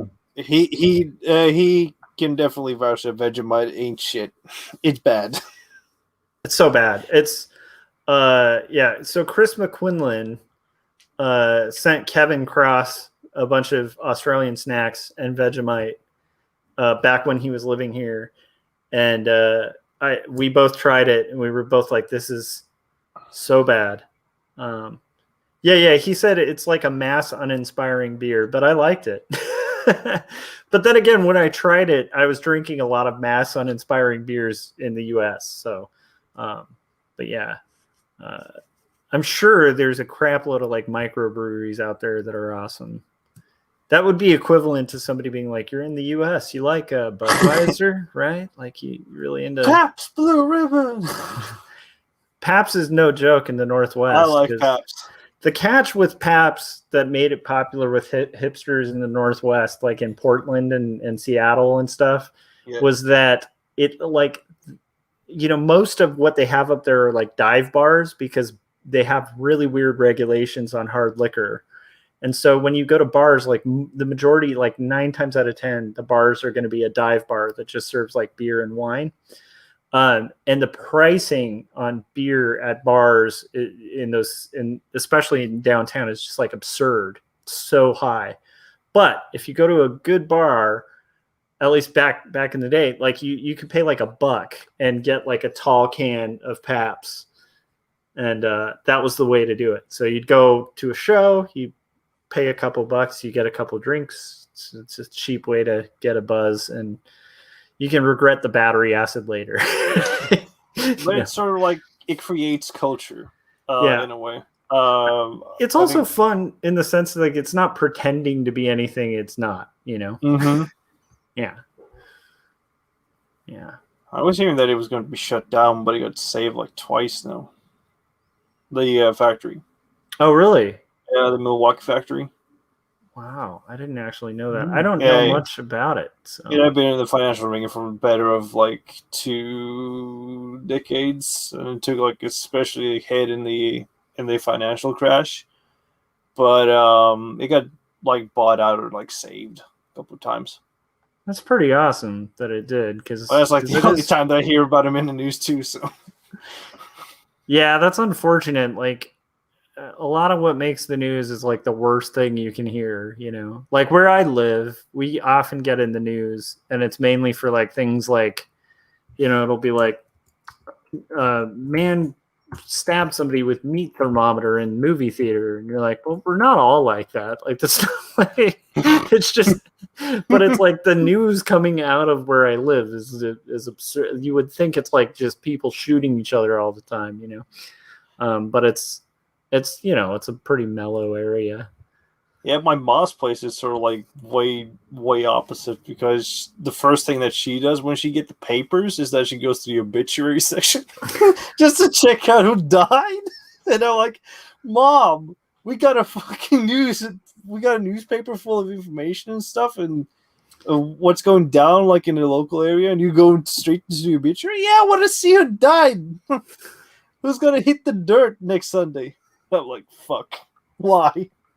That is dark and hilarious, and I think you should make a short No. comic about it. The darkest shit, dude. I swear.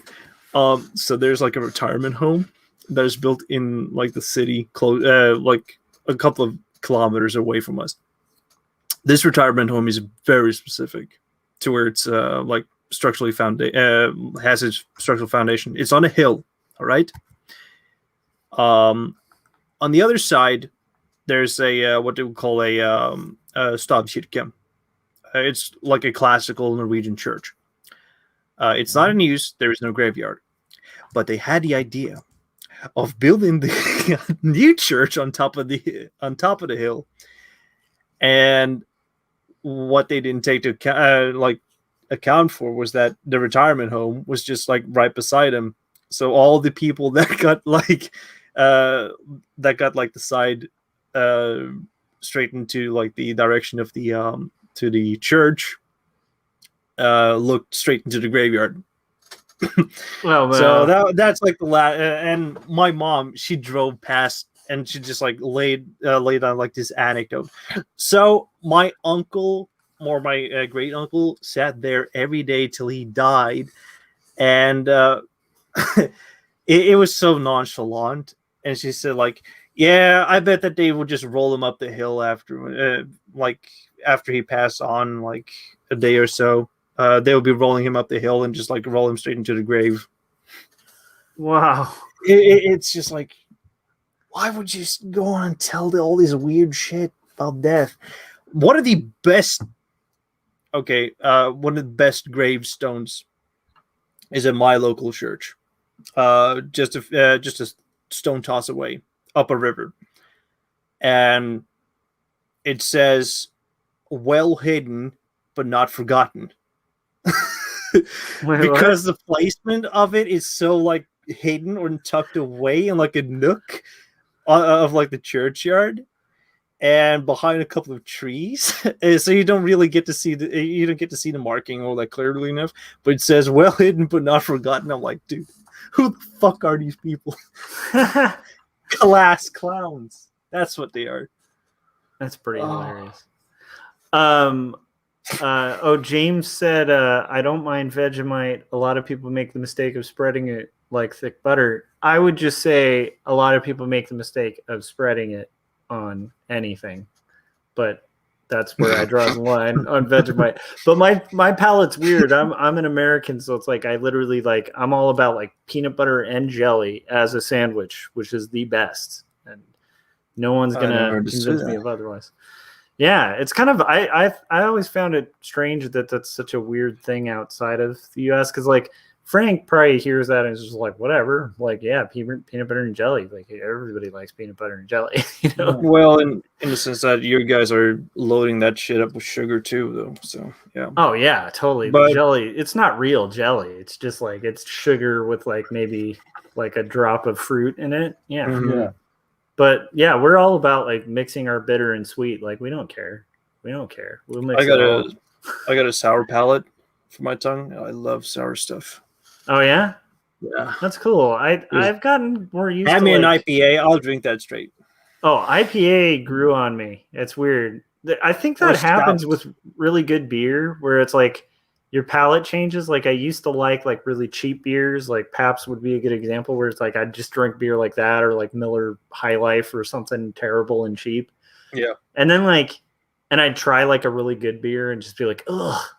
And then like something happens like I don't know, where you just switch and you're like, I really like IPAs, or like you were saying, stout. I think stout was one of the first nice things I liked, where I was like, I really like this.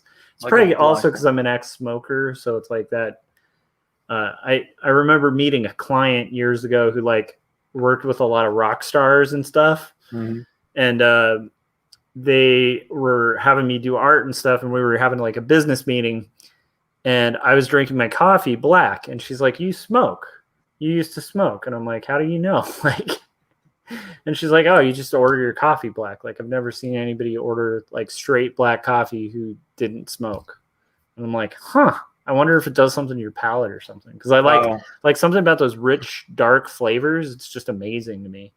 I must be an outlier. I never smoked, but I drink my coffee straight black. Well, that's good. You should definitely steer clear of cigarettes, because they'll probably be really appealing to you. Oh, you want death sticks? I'm sorry, the Star Wars discussion is still ringing in my head. Oh, the death stick thing was a little out of place in that. Yeah. Like the Attack of the Clones. Yeah. Yeah, bro. I will say, like, that was a good conversation, and I actually like. I do really like that series. I've been really impressed by it, and it took me a while to even get to it, because much like a lot of the people in that discussion were describing, I think I did get kind of shammed into it at first and was trying to trick myself into like liking it. And since then, I have thought better of it. I think it really just took like one or two movies and was like, yeah, these aren't really. But because of that, I avoided the cartoon, and I had friends who were like, dude, you need to be watching this. It's really good. And I was like, I can't go back to that dark place, And then like in retrospect, it's like I've been watching them and I've been like, oh man, it's kind of similar to like when my wife got me into Star Trek, and like I realized I was just an idiot as a kid and got lost in the whole nerd thing that used to exist where you couldn't like both. There was an era where you can't like both, Yeah. It's sort of weird that sort of mentality is just falling flat on its face right now. I think the last great one was the Xbox 360 versus the PS3. Because I can see that. after that, I've never heard a conversation that was like taken serious, but like ironically serious, because there was a layer of a hint of like, yeah, we know it's just shit talking, but we're gamers, all right? And I haven't heard that ever since. That's sort of like a bygone era. No, it's sort of like a transition from how the internet operated back then. Yeah, that is really interesting, because there used to be a lot more crap talking that didn't really result in like people getting pizzas ordered. You know what I miss? I really miss like 90s bulletin board talk. I'm kidding. I never lived through that phase, but I'm glad I didn't, because then he would be definitely groomed and put in the white van. Oh my gosh. Okay, so like when I was a kid, well, not even a kid, like a teenager, like I was one of the last people I knew to get a computer. Like, so like most of my teenage years were like no computer in the house. Like we had like a word processor, and like I think I was like 19 when I first had like an actual computer, and I remember going online, and it's like you'd have to dial up and stuff, and half of what we do back then was like troll. I mean, it's terrible, but it's like you just find like a random music chat room about punk rock and just be like, dude, they're just like, Agnostic Front is amazing, and you just be like, Green Day is hardcore, and they're like, wait, what? Green Day? Like, what? This isn't about that. And you're like, no. And you know what's really punk rock? Like Tom Jones. And they're like, what? Like people just get furious, and you just get them all wound up. Yeah, I think that's also because like we didn't really understand the internet, and like it wasn't like people went on there like I don't know. And then seeing it like progress to like the live journal era, where it was like people were really open and there was more of a direct connection when you're doing social media at that time. Yeah, but you can still create flame wars and shit in the comment sections. It would be hilarious. Just like great documentation for like farming sites. And man, I'm looking through like with nostalgia goggles, because I've been like the observant type, not Yeah. really engaging in it. But I do love me some shit talking, and especially excessive use of slurs and all that shit too, because it reminds me that people aren't all that like highly poised of themselves. They are who they are when they are back like behind a mask, you know. Yeah. And that is sort of like being forgotten when it comes to like the internet right nowadays. I think that behind every mask there's a true intention. Yeah. No, that makes perfect sense. I think like I'm mixed on it because there was this era where it was a lot more sincere. Like a good example is like Threadless. When I was active on Threadless, like the community was actually the people buying it. Like that was it. It was the coolest community ever because it was people who like literally liked the shirts, and that was it. We got a little territorial about that community, but like, you know, it's like it definitely wasn't like a 4chan level, like, you know, flame war on there, you know. But it was like it was fun because like you could have real interactions with customers that bought your stuff, with people you were fans of, with other designers, and it was like people who were serious and the people who weren't that serious about it like weeded themselves out. And then this weird thing happened where some people figured out how to gamify like the algorithm like for the site. Yeah. And then it just went to crap and they started doing like kind of not that it's bad, it's just a different company now. And the forums are useless. But you know, you'd build friendships with like people you'd actually like go drink with and hang out with, and like it was a real thing. And I kind of miss that element of like forums and stuff. Cause like there was kind of like you're right. Like people got saucier, but there was also a lot more direct actual connections with people. I don't know. It's sort of like moved now into more like those closed platform spaces like Discord. Yeah. Which I am like, I'm old enough to where I just don't like Discord. Still confuses me. I don't I don't like understand, not that I don't understand it, I just like there's so many things and I don't really understand like why it seems like a forum, but it's just like I haven't really gotten the hang of it yet. I should probably play with it more just to like get the hang of it, you know. Don't worry, your brain is crystallizing. You'll be doing fine. It just degrades over time. It probably is. But it's like, yeah, I definitely start feeling like a boomer back when I'd have to explain to a boomer how like the internet worked. And there's like, yeah, this doesn't, you know.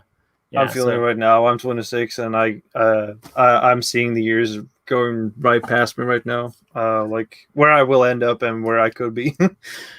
But yeah, slowly reminisce about the things of possibilities that didn't take engagement in when I was in my youths, because I was too busy trolling on Pole and B and shit.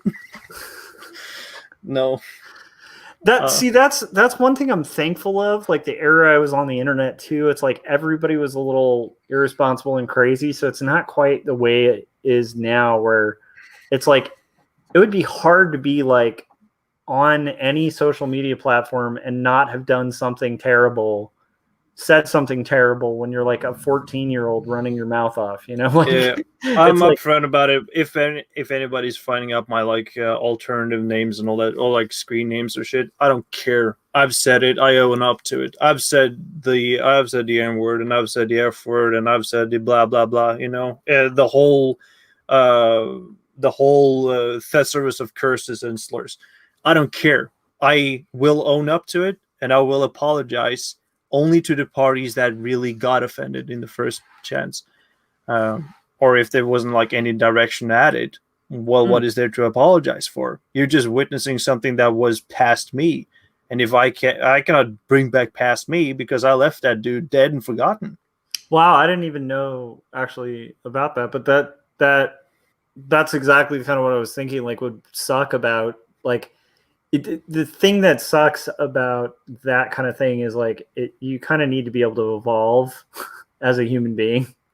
And I feel like the modern version of that, like if like when I was 14, I was like a hardcore like Ayn Randian libertarian in my head, you know, because because I just like I was like really compelled by it because I was 14 and I didn't really have logical capacity at that point. Then I turned 15 and realized it was nonsense. But the point is, like, it's it's like you read Atlas Shrugged when you're like a kid. It seems really sometimes.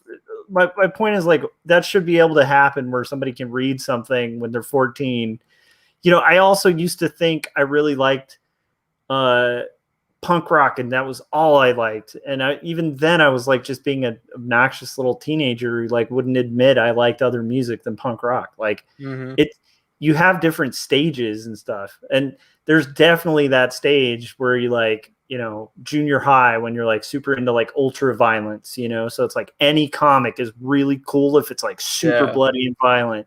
That's such a boy thing too. Yeah. But it's like, people should be allowed to evolve and change. Like if we make a society where people are like not able to change or grow, like it just sounds like a really boring existence to me. Like I don't want my mindset to be unchangeable. Like I think that would be like the epitome of evil, is like having an unchangeable mindset, like, so definitely, or like stick to like one thing when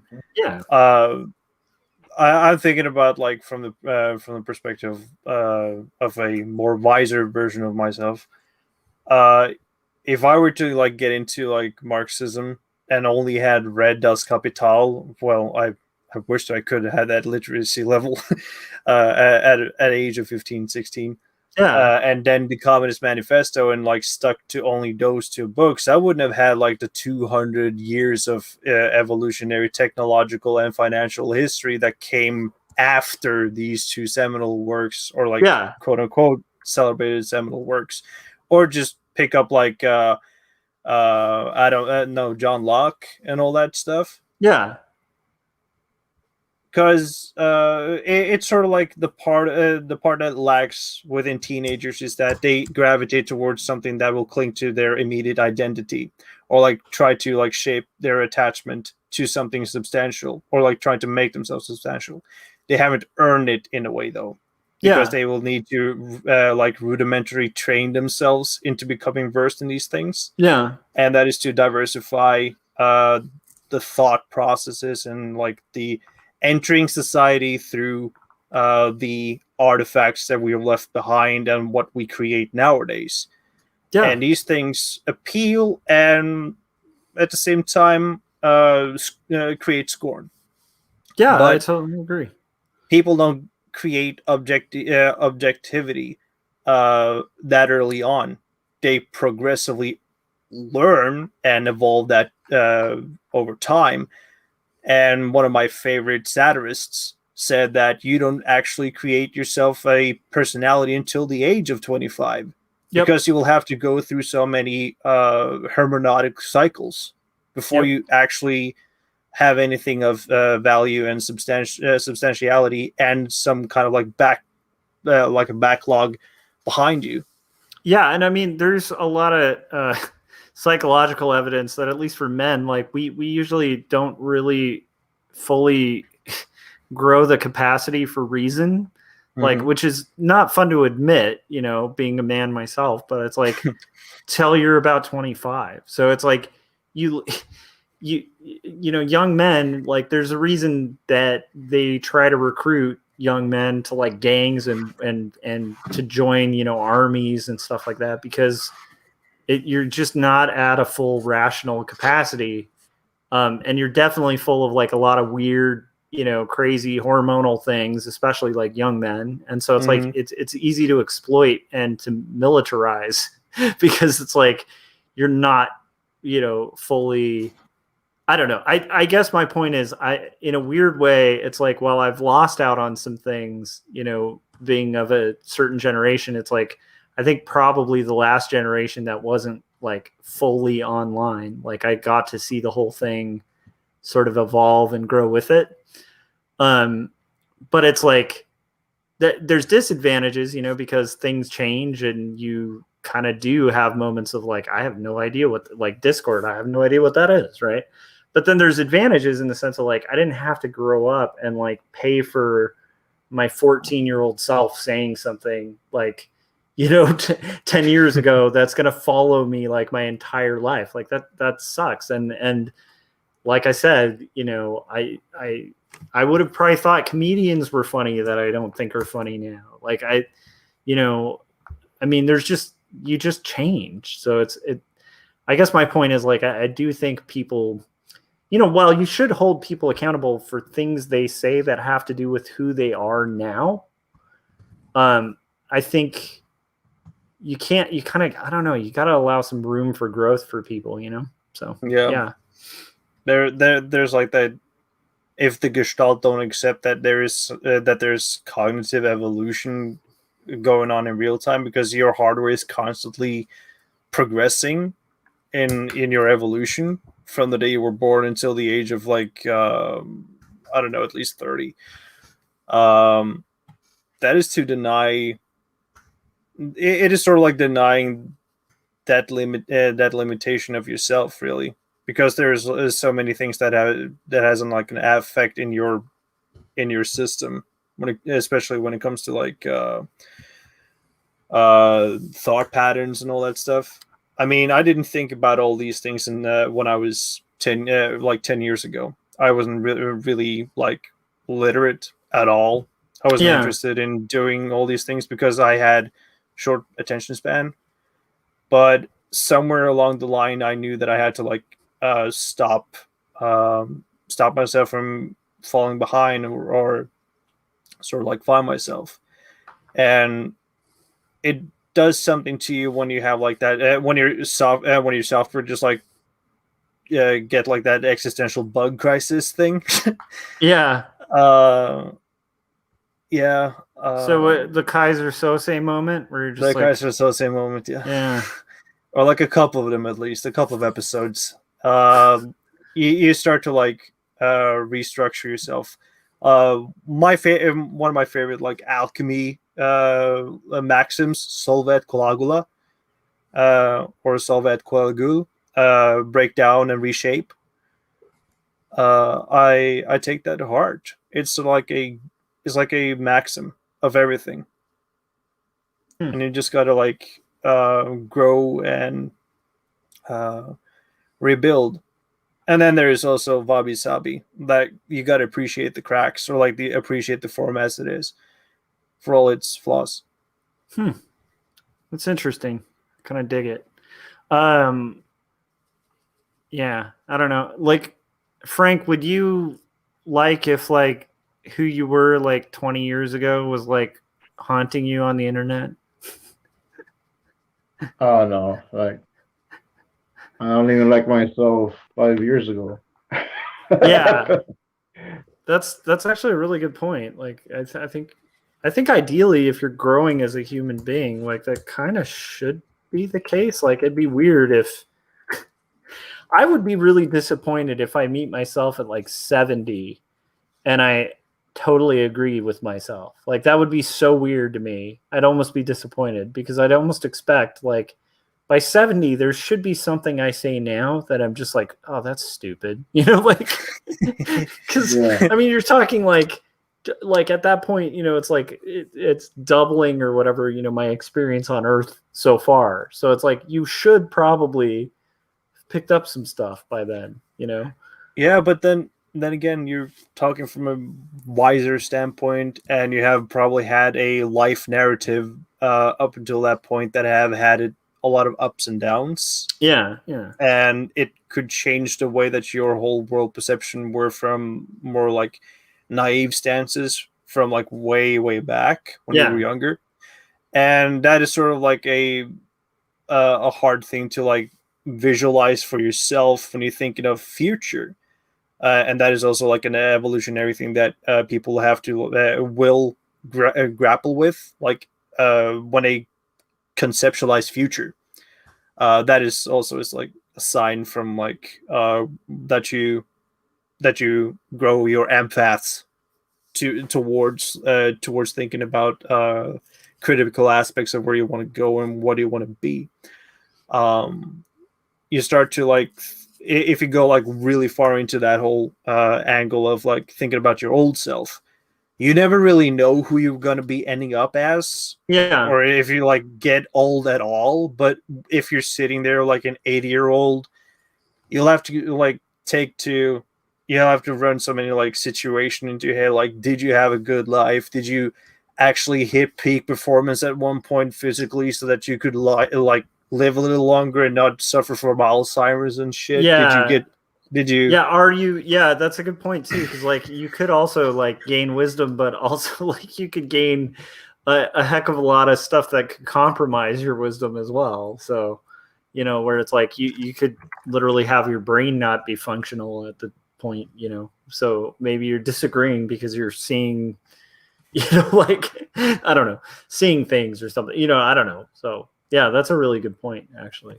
I think. But as idea people, it shouldn't really like matter, because that is not in our vicinity unless we're actually going to tackle it through work. Yeah. 100%. That is like the boon that artists can do too, in that they can play with the thought and create sort of a story with it, or they could create like a character that has had. I'm reminded of like that one Klaus story, Wilson. Oh yeah, that's so good. Yeah. Klaus is an interesting, like, it's just a crazy interesting writer. I think my favorite by him is still like A Velvet Glove Cast in Iron, because it's just like this weird, surreal, like horror movie, like, but it's like a character just kind of walking through like a horror movie. Like it's the strangest, I don't know, but like in such a good, unique, Klausian way, I like Ice Haven. That book was sort of like something. It's pretty. Yeah, you can definitely see the influence of Ware, like in that book, because it's like, it's funny too. I love how all the cartoonists kind of influence each other, but it's like, it's definitely interesting seeing Klaus's stuff before Acme Novelty and then after. And it's like suddenly his design skills just went 20 times better, because he's like, oh shit, there's this guy. There's like one Canadian that I want to get into is Seth. I haven't read any of his work. Seth is interesting. So there's one book that is always on, book lists and stuff that I would actually recommend against, and I hate to say that, but it's called Wimbledon Green, and it's cool after you've familiarized yourself with Seth, but I would definitely check out like Palookaville. Yeah, I've been often recommending that one. Yeah, and then like Wimbledon Green is cool. It's like a comic he made in his sketchbook, basically, and it's really cool and it's impressive from an artistic standpoint. But it's like, it's not a good introduction to like full guns drawn Seth, like showing off all his skills. I always think it's a shame that that's like a better, I don't know, for some reason that always shows up on the algorithms of like art sites and bookseller sites. And it'd be a bummer if that's the first thing you're exposed to, because you may not get into his work because of it, so. Okay. But yeah, he's good. And then the covers he designed for the Peanuts collections by Fantagraphics are brilliant. So.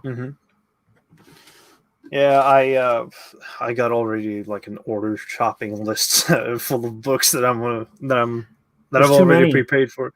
Yeah, I got like the John Byrne She-Hulk omnibus coming at my door.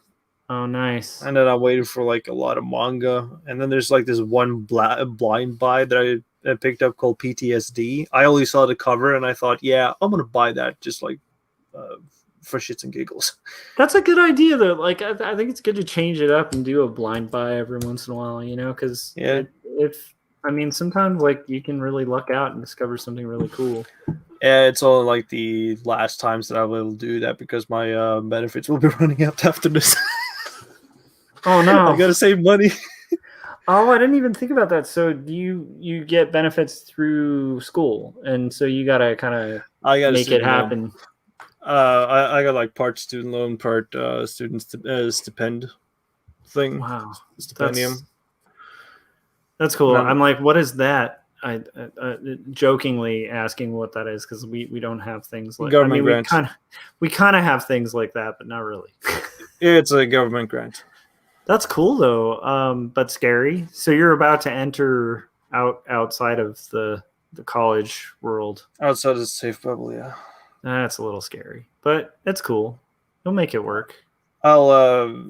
I'll be having plenty of media to engross myself with when I'm exiting, because like the whole game that I've been like playing is that I've built myself up a library so I don't ever have to like buy a lot of things for the coming 10 years. Oh, nice. So I got like every art book that I could get my hands on. I got most of the comics that I want, and a couple of other comics, so that I got like a backlog of things to fall on to and just read. I bought tons of like other books too. Nice. And it just appreciates, you know. So if this is asking too much, let me know. But do you have like a game plan or none? Or I mean, yeah, I got a couple. Nice, that's good. First one would be to like get home, back to stomping grounds, and okay. So you're outside of your hometown. Yeah. Okay. I'm far from home. What's your social security? No, I'm just kidding. I'm joking. But no. So yeah, that is fascinating to like have that travel. I had a similar thing when I went to school. I was living in Long Beach, and then moved back to a different city for like a job and stuff, and moved around a bunch, and then I've actually ended up in my hometown again. But it's an interesting. It's just a weird time to think back on, because you'll make it work, but it can be a little weird. Yeah, like I know that I'll be in the vicinity of my family for the next coming years. It's just that I'll settle down at my family's place so that I can start up the studio and register for an LLC. Nice. And sort of like get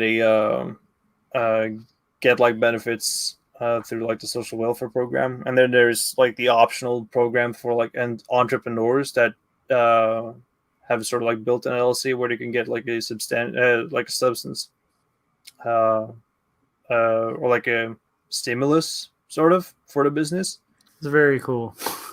I'm like all of these selling things. you on the wet dream right now of democratic socialism, but yeah. Are there any drawbacks that you would say, like living with like a more socialized system, or taxes? Yeah, and high prices, like astoundingly high prices. Liquor. Are you prepared to pony up like almost 10, like $9-10 a bottle of beer, like a 40 Oz? No. Oh wow. Okay. Cigarettes. You want to pony up like $15 for just a 20-pack or 10-pack cig? It depends. That's not all that different from here, from what I gather. It's been a long time since I bought cigarettes, but they were going up quite a lot. Yeah. I don't know. I kind of feel like it's a give and take. Like I'm a person who like I think there are a lot of good things about capitalism. Mm-hmm. But I think some of the good things need to be tampered with social systems, because some of them are not so good, like pure capitalism, raw capitalism, the idea of having like 6-year-olds. Yeah. Like having like 6-year-olds work in a factory. Like I kind of draw a line. Like I don't think that's really that great for society to have 6-year-olds. Oh, fuck yeah. 6-year-old sweatshops. If we could just go back to those good old days, Good old days, so shadow authors and all that shit, just unpaid labor. Oh yeah, no weekends. Like just go back to just straight like a 9 to 5 days. Like, yeah, well, yeah, that's a good point. Let's go back to a 9 to 9, 7 days a week. Early up, late to bed. Mm-hmm. Oh, just but like it a is feudal nightmare. It is fascinating. Like there's some people who like want to go back to that, but I don't think most people I think most people, if they're honest, like aren't really opposed to like social systems. Just maybe too many. I could understand that, but the problem is that the US is built on the structure of being right leaning wherever you are in the political spectrum. Yeah, there's the right, and then there's the right, but you call it left when it's like democratic. while it's for here, it's more like democratic socialism is built upon that the whole aisle doesn't really have any like left or right leaning. They have sort of like their own democratic agenda, and then there's sort of like partnering up with that, partnering up with the other party that will mutually benefit both of them in a sense. Oh, so they actually work like bipartisan. Like there's multiple parties that have to work together to get things done. That sounds fascinating and very foreign. So there's here. like here it's like parties just getting knocked around, drag out fights, and then occasionally one party manages to pull a fast one on the other and get something through if they have full control. That doesn't mean that it will be like an informed decision or like an informed voting base though for any of them. Like our system here is just as it's just as stilted when it comes to like certain things. Yeah, either because of like too many parties or like too many like pamphlets to run through because of their whole like agendas and shit. Yeah, and the way that they roll is that whenever like the winning party gets in, they will have to pair up with the one that is mostly like assimilatable, if you get what I mean. Oh, okay, got it. Yeah, like so like kind of similar party they'll team up with. So like when we had last time the left wing had entry, they invited the Greens, and the Greens were more like in the middle, in a sense. So we had the red green coalition, but now it's a full blue coalition, which is the right wing, and they have been in. Wait, the right wing is blue? Yeah, that's so funny. That is like, also the flip. That is so weird because it's like very red. Like red is right here, and then Yeah. I will say this: like I'm not not very fond of the right wing politically. I have some friends who are on the right, and they're good people. So I don't think everybody who leans that way is evil. But I will say, like it'll probably be one of the few compliments I'll give the right. They have a better logo. Like, so they picked animals years ago for like each party, and that elephant looks way cooler than the stupid ass donkey that represents the Democratic Party. And I am a proud member of the DNC and stuff. I support the left. I tend to be very bleeding heart liberal, but come on, guys, we couldn't have picked a really cool design of an elephant. It's a pretty rad elephant. That's all I'm saying. You should talk about it. Do you know of the party switch? What's up? Do you know of the party switch? Which part? Oh, the party switch in the U.S.? Mm-hmm. Oh, yeah, of course. Like, what was Democrat used to be Republican. What was Republican used to be Democrat. That's why, yeah. It happened like 6 times. Yeah. It's been interesting. Yeah, I mean, the party switch thing happened, like, over hundreds of years. But, yeah, it's quite frequent switching of parties for, I think, compared to like other histories, maybe. Yeah, it is weird.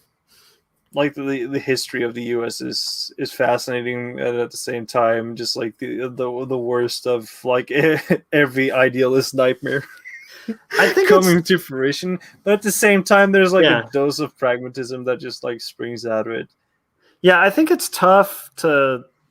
Like it's weird because like I always feel at a disadvantage whenever I'm talking to somebody who's not from the U.S. because like unfortunately we do a really bad job learning. At least I had a really bad education on outside of the U.S. history. Mm-hmm. So other than like the Great Wars and stuff like that, like I other than wars, that's basically my knowledge of most of Europe. Other than that, and like maybe family that's traveled in different areas and people I've known, but it's like I don't really understand geopolitics quite to the extent that I'd like to, or like different political realities in other countries. So it's always like fascinating, but I always feel at a disadvantage because most other countries are aware of our political reality, and that's very strange. It's a weird position to be in, where it's like I get it, but it's just strange, I don't know. I got 2 recommendations for you if you want to get into geopolitics for YouTube. The one is Caspian Report. and the other one is TLDR Europe or TLDR Asia. Nice. So these channels, they'll run through like the Caspian Report. They talk about more of the strategists move like throughout the countries and what their advantages and disadvantages are. I love Shervan, my favorite YouTuber, as of like recent finds. Okay. Because his way of like explaining geopolitics is just like so it runs like butter. And he explained the whole like history of like the decline of Islamic science so eloquently. And I understood more about why the Islamic schools went the way they did. And when it comes to like the TLDR channel, they give you like a summary of recent events in geopolitical spheres. Okay. So they just recently had in TLDR Europe, because it divided into like continental channels. So each continent gets its own specifications. So like TLDR US, TLDR Asia, TLDR, etc., etc. And with Europe, they just had now the whole annexation of Ukraine and Russia's plan to invade. Somebody's creating some kind of buzzing noise. Yes, Frank. Okay. Sorry. Frank's fault. So that sounds pretty fascinating. I'm going to have to check those out. Because right now, like, let's see. Mostly I just get, my news from like NPR, Reuters, Slate. Like there's a bunch of different sites like The Atlantic. I like to selectively, The Atlantic is good. But there's like a lot of different news sources. I do like the BBC too, actually. I feel like for a kind of state-run thing, they're fairly good. Yeah, they're programming shit, but I like the news. Yeah. Especially like the tech section. Yeah, I did like there's a show back in the day called The Bugle that I really dug, and then now we've got John Oliver, so Bugle doesn't need to be something I listen to, but it was good back in the day. But yeah, like I feel like I feel like it would be good to broaden my scope and stuff, because all of the, especially like political talk shows or whatever that I listen to now are like very US based stuff, so it'll be stuff like the David Pakman show or something like that, where it's like it's very US based, and so like I definitely would like to branch out and hear like more global, on a global scale, like more news, because I definitely think that's a weakness of the US. Like in general, like most people I know who live here, we don't really know what's going on anywhere else. So yeah.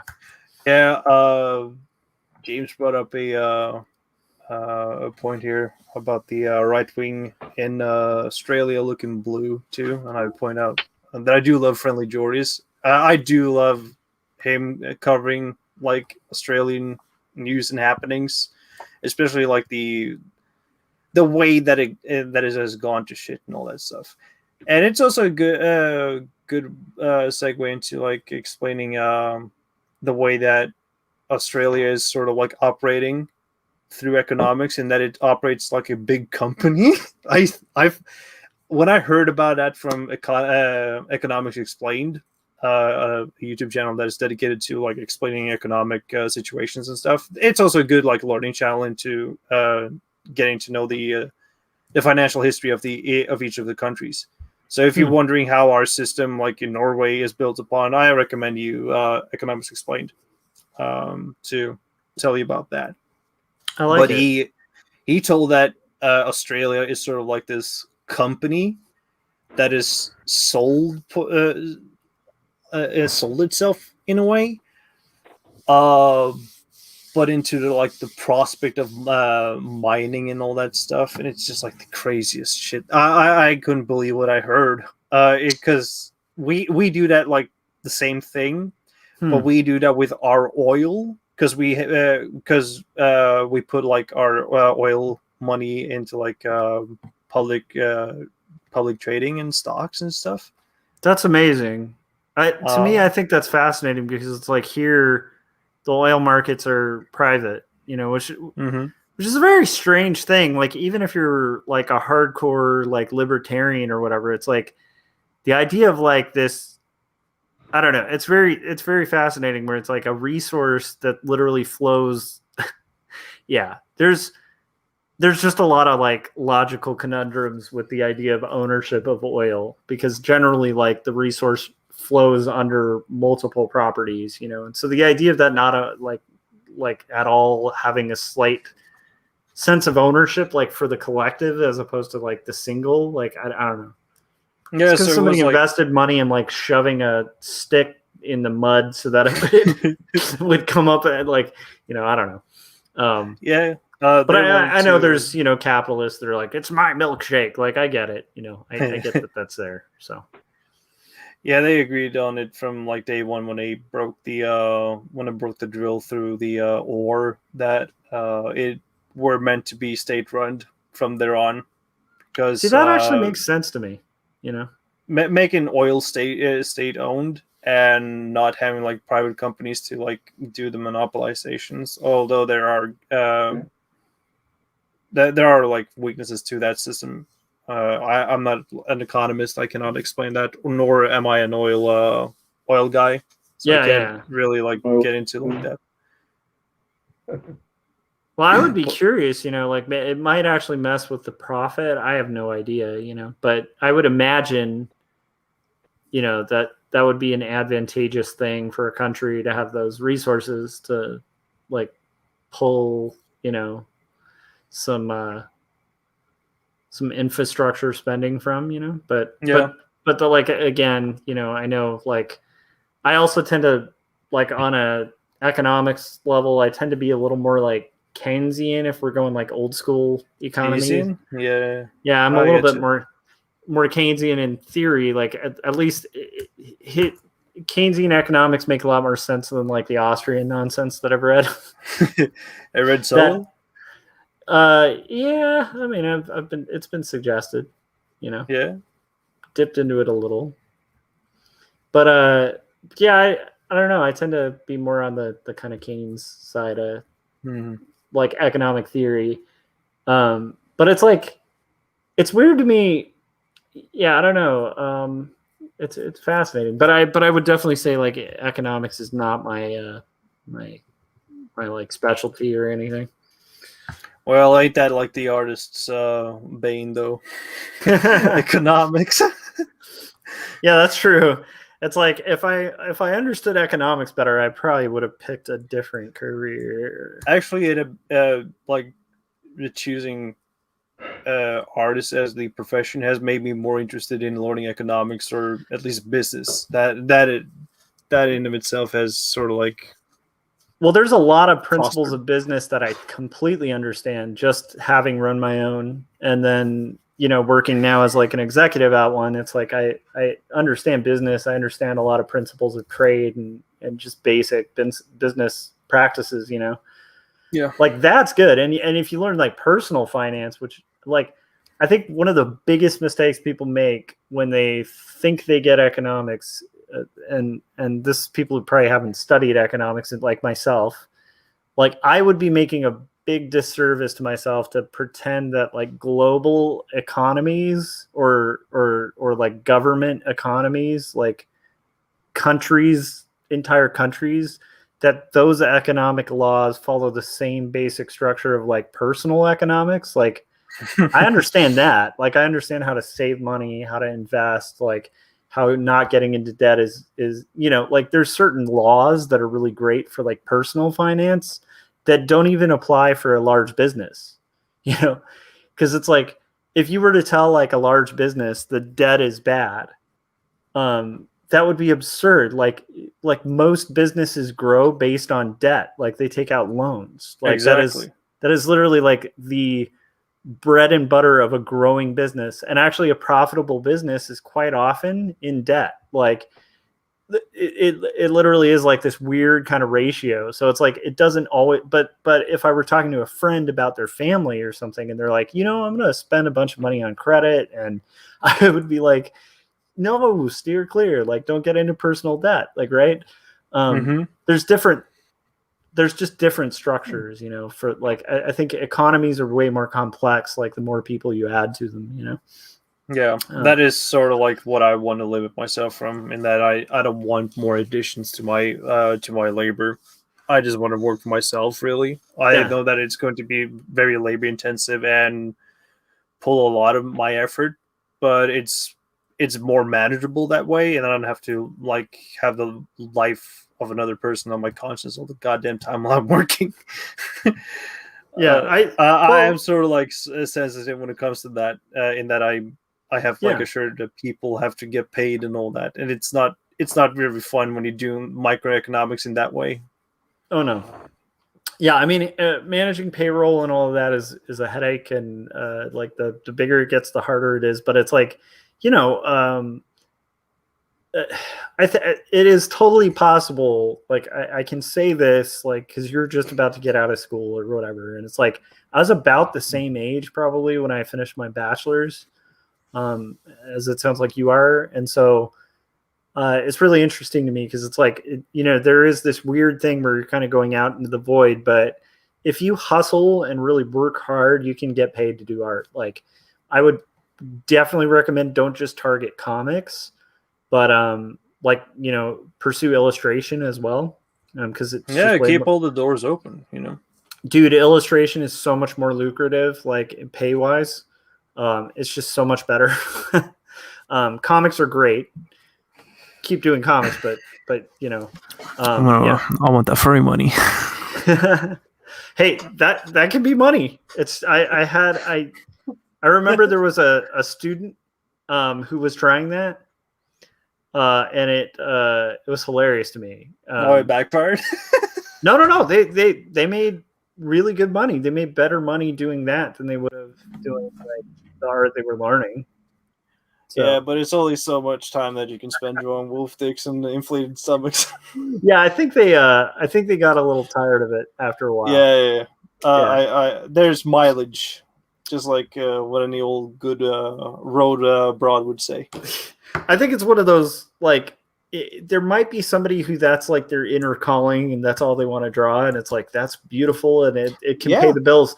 I think there's a ton of artists out there who that would just slowly erode their soul. you know, but I don't judge any of it. Like in that sense, like I don't care. Draw whatever you need.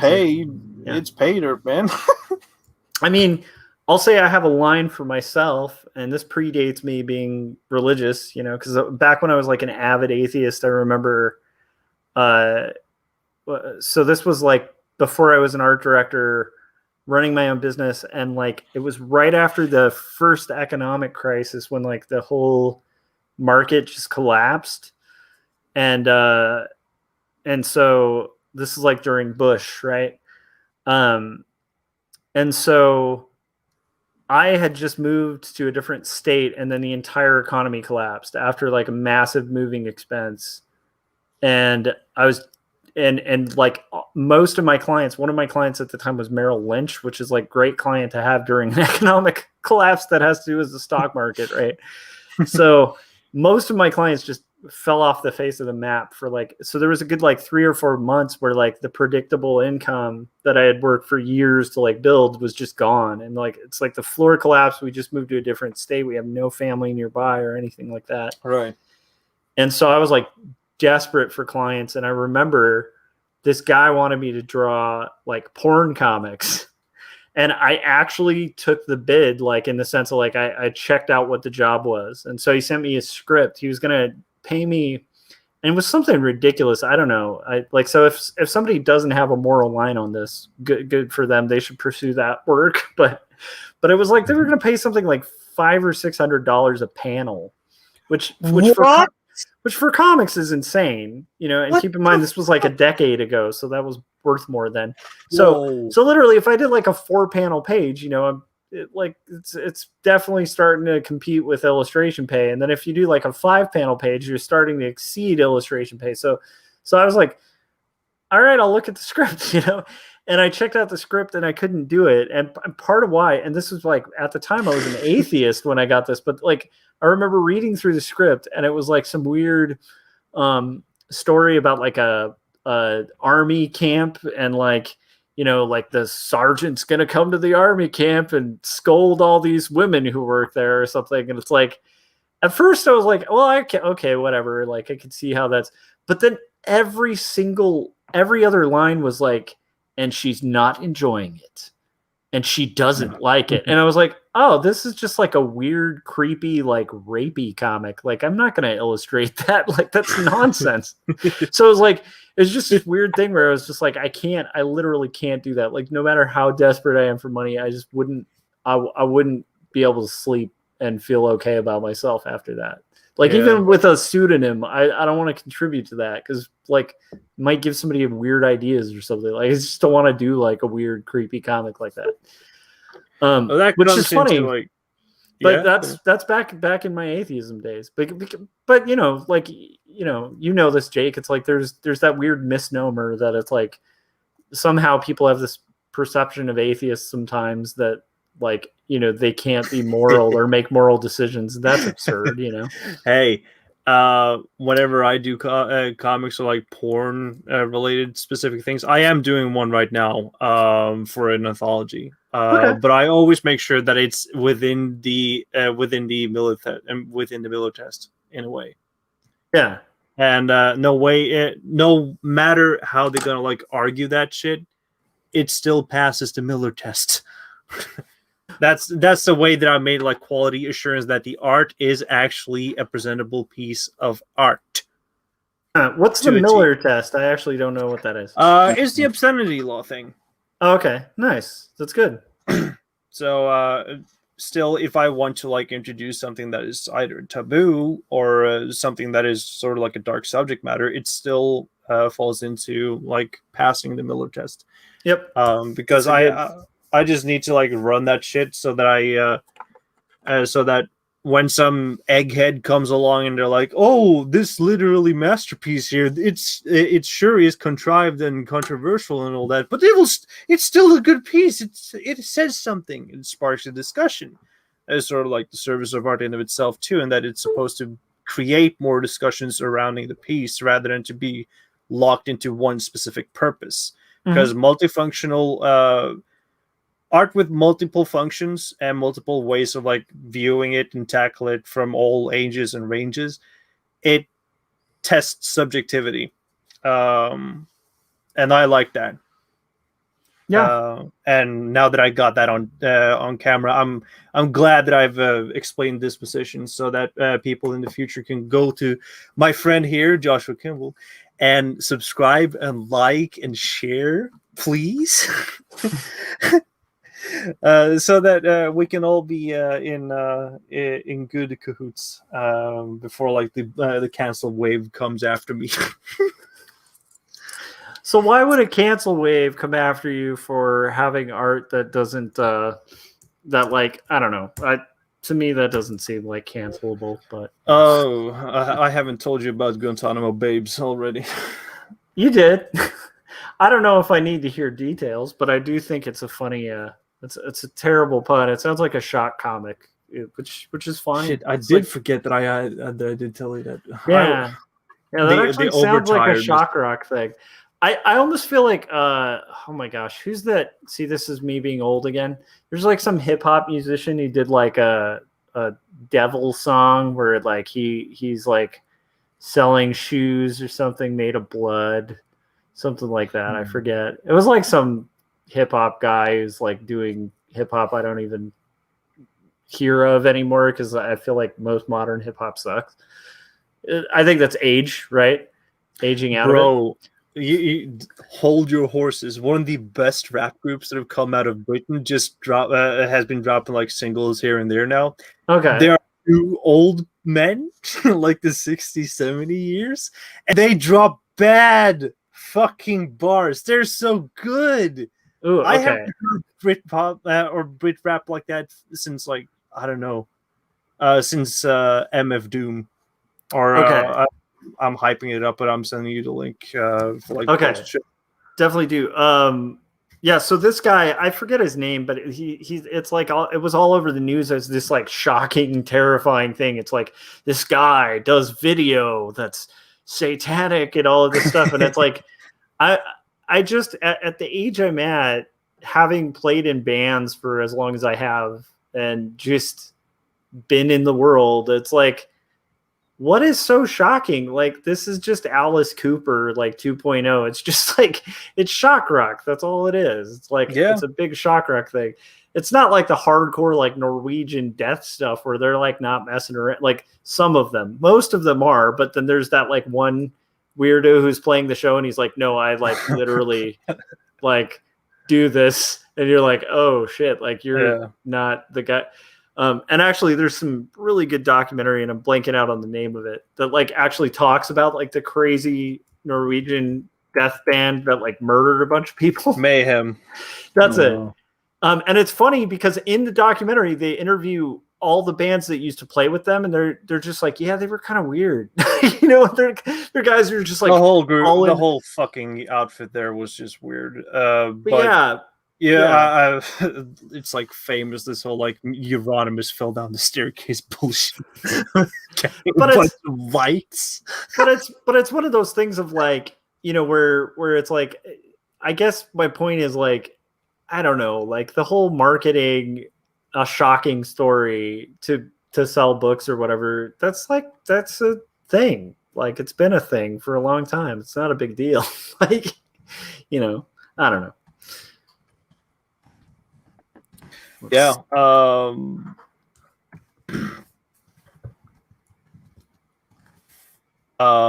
Mayhem. Wow. Where to begin with that fucking group?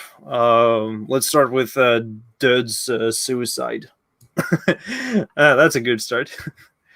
And Euronymous photographing the body of a self-inflicted gun wound shot. Yeah, that's tight. And putting that on an album cover, it's pretty out there.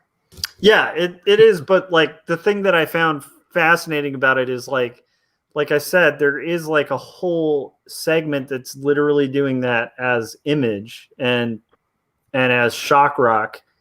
And then there's the one or two that are like hardcore and really mean it.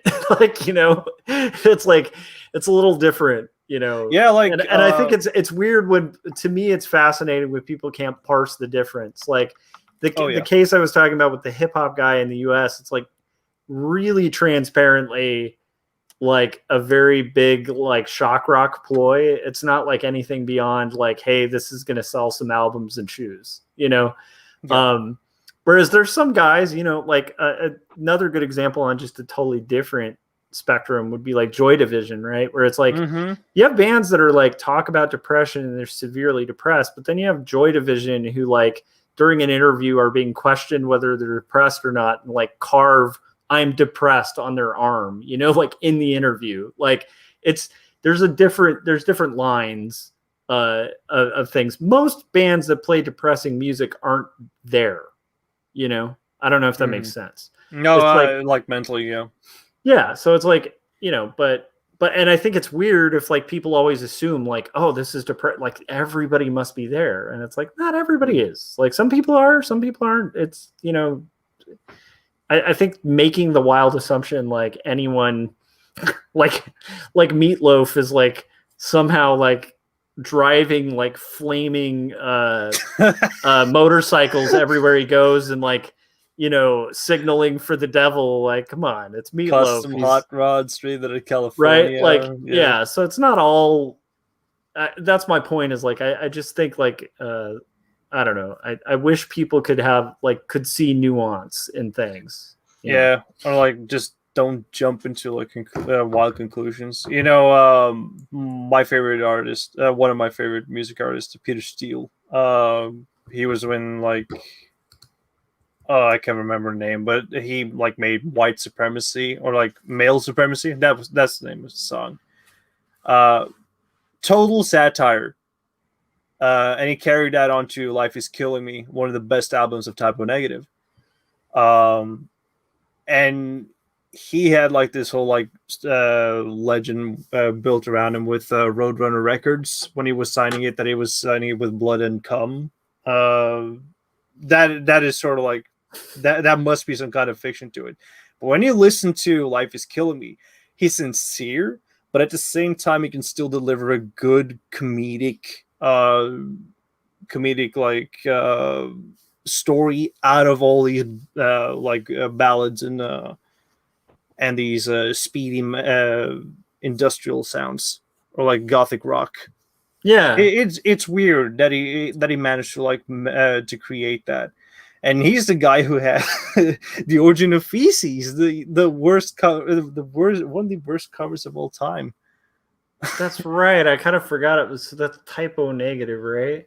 Yeah, I think so. Yeah, it's like I feel like, oh man, yeah, I feel like a lot of that even gets misjudged sometimes too, where it's like the whole goth scene.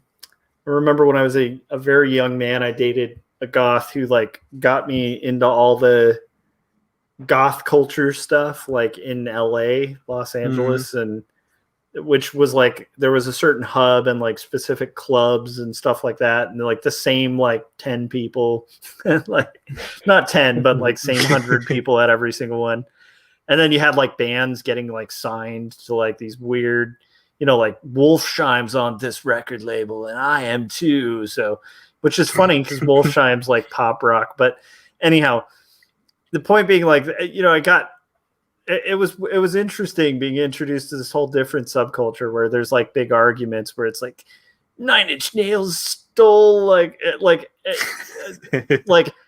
there's like a giant thing. It was interesting being introduced to the subculture that's just like the punk culture, where it's like, like there's a lot of great things about punk rock, and then there's like these weird clicky like fights that happen, like, and it's the same with goth. It's like it's actually kind of worse, I think, with goth, where it's like, well, I like goth that has like pop music that I can dance to, and then people are like, that's not true industrial like disaster, and like just this whole like thing that's mostly with the fans. Like a lot of the musicians just all kind of get along, but it's like there's this weird like what is it, skinny it's pretty much like the Skinny Puppy versus Nine Inch Nails nonsense, where they're just like, all they did was stole Skinny Puppy, and you're like, but like Skinny Puppy like toured with Nine Inch Nails and they talk about Trent Reznor like positively, and like I don't know.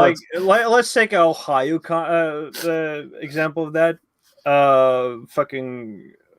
Is Ohio, Idaho? I don't remember. I think Slipknot is from Idaho. No, Ohio. Sorry. It's okay. It's all the same. Corn. Me just trashing corn everywhere. The Mushroom Heads or whatever versus the Slipknots. Yeah. I don't understand any of that. That realm of stuff. I don't even. It's all the same. Really. Wherever, which genre, whichever artist that is being paired up and like thrown into like a death battle, like MTV death battle bullshit. That boxing show from like the 90s. I remember. Nobody cares nobody cares. But if you listen to shoegaze, everyone will be just busy staring down. They don't bicker or anything. They just like hang there, sad, stilted, just hanging and vibing. Yeah. That's why I like shoegaze, and then I also like post hardcore, and then I like 80s hardcore, which unfortunately got like taken over by a bunch of white supremacists, and like that's a bummer too, where it's like you had like it's so weird when like there's so many good documentaries on Minor Threat and like the whole movement they were doing in DC. That was really just about like partially because they weren't like 18 when they were doing the band. Like half the members weren't even 18, so they like came up with like straight edge, because they're like, none of our friends can come to shows in DC because they won't, like, all the venues serve alcohol, and they're not going to like just open it up for like a bunch of minors to come in. So they were like, hey, how about this to the venues? Like if we put like an X on our hand, like and our friends all do with like permanent marker, so we can't wash it off, then like your bartenders will know, don't serve these kids, and then you can have all ages shows. And they were like, oh, okay. And that was their way to have all ages shows. And then they wrote a couple songs because they're kids who can't do drugs about not wanting to do drugs. And then a bunch of white supremacists like pick it up. And it's like, it's weird, but it's like that whole thing, that whole movement of like hardcore punk got like totally destroyed by like people trying to accost it and make it into something it wasn't. And which is part of what led to post-hardcore, because it was a bunch of guys from the hardcore scene who were like, this scene sucks. We're going to make a cool, awesome scene of our own that doesn't just suck. Yeah. There's like a similar story over at the UK with the dubstep. And we're talking like original, good, grimy, slurge dubstep that you have to be high to listen to, just like to enjoy the experience. And this is from like a top to bottom till a shift of like regulations, because this is like venues, they shift like from the bottom up, but this one was from like up to down. And one of the theses that was laid out by this YouTuber that I can't remember the name of, but I remember the title of the doc, All My Friends Hate Skrillex, which is sort of like documenting the history of dubstep in the UK, its evolution and where it went. So by banning smoking in public spaces in the UK actually changed the sound of dubstep. Really? Yeah. Banning smoking cigarettes?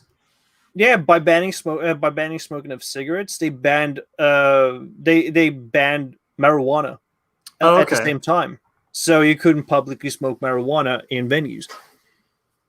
That sounds about well, that's interesting, because it's like the US unfortunately made that mistake years ago and has only started to fix it, realizing, I don't know, that's a personal opinion, but it's like, I think the war on drugs thing is stupid.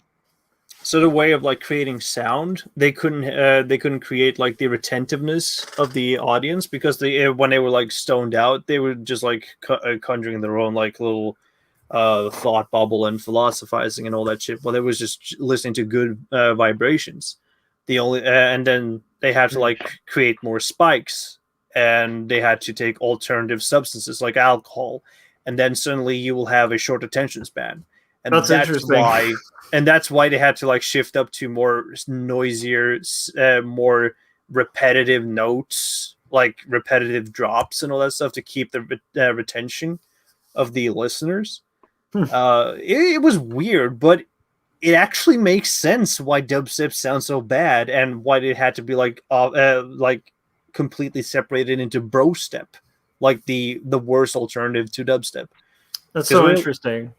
I don't know anything about dubstep, so I find that really fascinating. Right. And then I also like, I will say I have seen that happen with music though. Well, even with art, like Doctor Strange, the best Doctor Strange comics were drawn by like a hardcore, like rigid conservative who didn't touch drugs, right? Mm-hmm. But written by a bunch of dudes taking acid.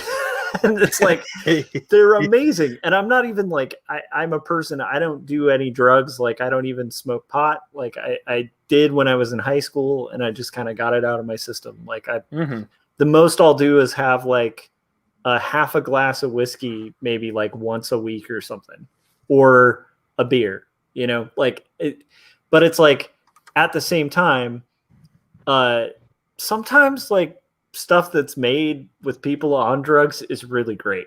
Like a perfect example, Metallica, when they were total alcoholics, were the best.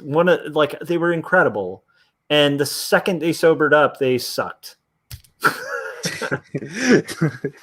Yeah, because they got out of the funk and like the mental thinking area. Yeah, and I don't know if that's the alcohol. I actually think that's a really good reason to probably not be like way out of your mind when you start making a property that gets huge, because then you're going to be bound to it. Like, right? I don't know if that makes sense. Like, if you get known for a property that you do mass amounts of acid to make, now you're stuck in a trap, because if you stop, are you going to make great work? I don't know if that makes sense. Rambling. Wow. Okay, that was a total tangent. So let's hear about the dubstep thing. So what's the difference between bro step and dubstep? Both sound really bizarre to me. Bro step is probably the music that you're most familiar with when it comes to like dubstep. The whole like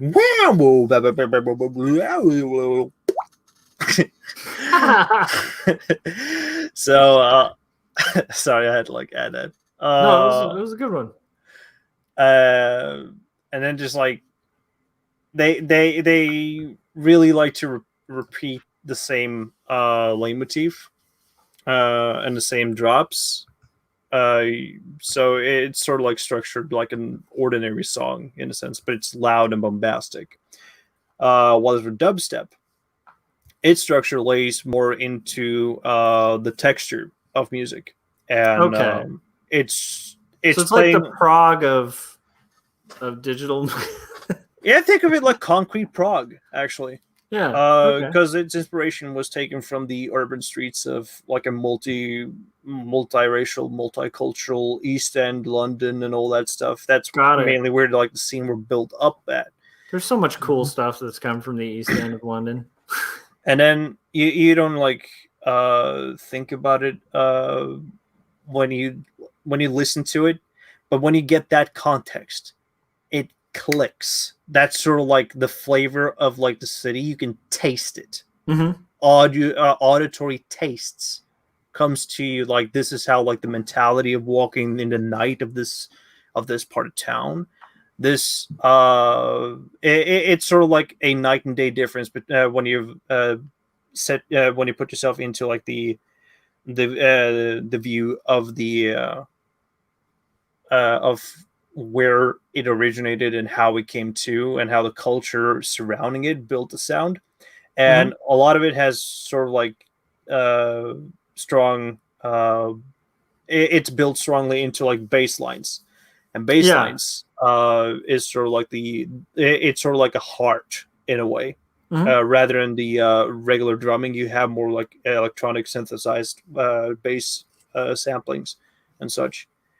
And one of the greatest albums, allegedly from this artist, no, not artist, but the YouTuber that covered a documentary, is called Burial, Untrue. I own the record. I didn't understand it because I was listening to it because it was one of my blind buys and it was recommended to me like one of the best electronic albums.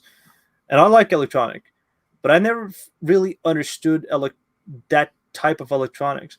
But when I re-listened to it again after like getting this fed to me, everything changed, and I understood like parts of it now. Like it was a time, like it's a thing that is lost to time because you could never like get into like that headscape.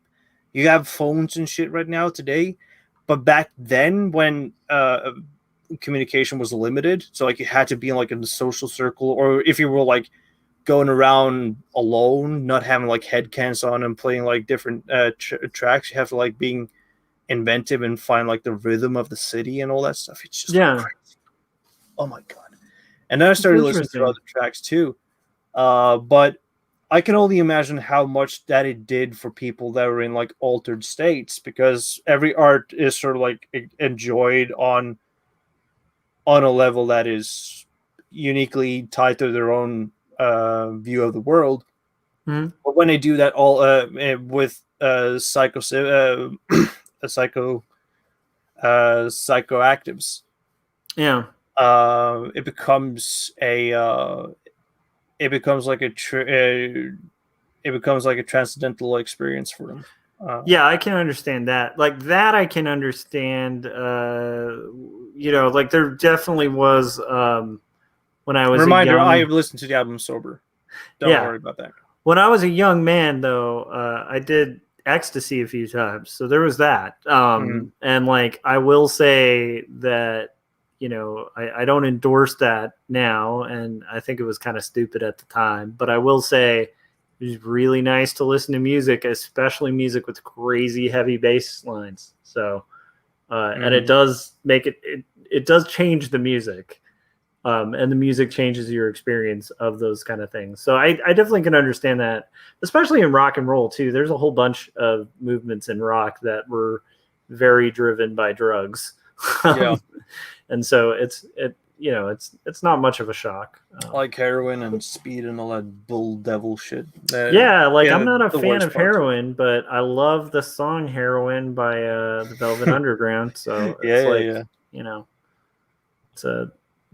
it's possible sometimes that things that are really good are driven by things that are really bad. So. Yeah, like one of my favorite comics is just a skeleton cowboy just trekking around and having like amazing high adventures on weed. Dope Rider. I love that character. And it's written from the perspective of being an absurdist comic. Yeah. Or like an absurd or just like weird comic. And the guy who created straight edge, just like Ditko. Mm-hmm. He hasn't touched lettuce. He hasn't touched any substance or anything. He just did the art. Mm-hmm. And I like the way that he communicated all this like weird explanations about these things. He does that from like I think he sort of like interviews the way of observing of others being high and then implementing that into the work, and at the same time having fun with the art form. While as for like Crumb, for instance, he's got like a hard time remembering what happened during San Francisco. That whole movement, the underground comics movement owes a lot to heavy drug use. In fact, Zap Comics used to promote their comics, and a lot of their distro technique was actually they contacted a lot of the local drug dealers, and we're not talking like hardcore crazy drug dealers. We're talking just like your local low level street guy who you'd go to for weed or whatever. Mm-hmm. And they would have them just push comics. Yeah. So they'd be like, hey, when you're pushing those, could you push some comics too? And that was like the whole, one of the big propelling things was that, and like selling them at head shops. So there is that whole side. I do like how Raw went about it a little better, where it's like, just kind of Art Spiegelman, and Francois, just kind of from a New York apartment, sort of hustling and pushing it in a more proper fashion. But I will say, it's hard to divorce the influence of that on comics for sure.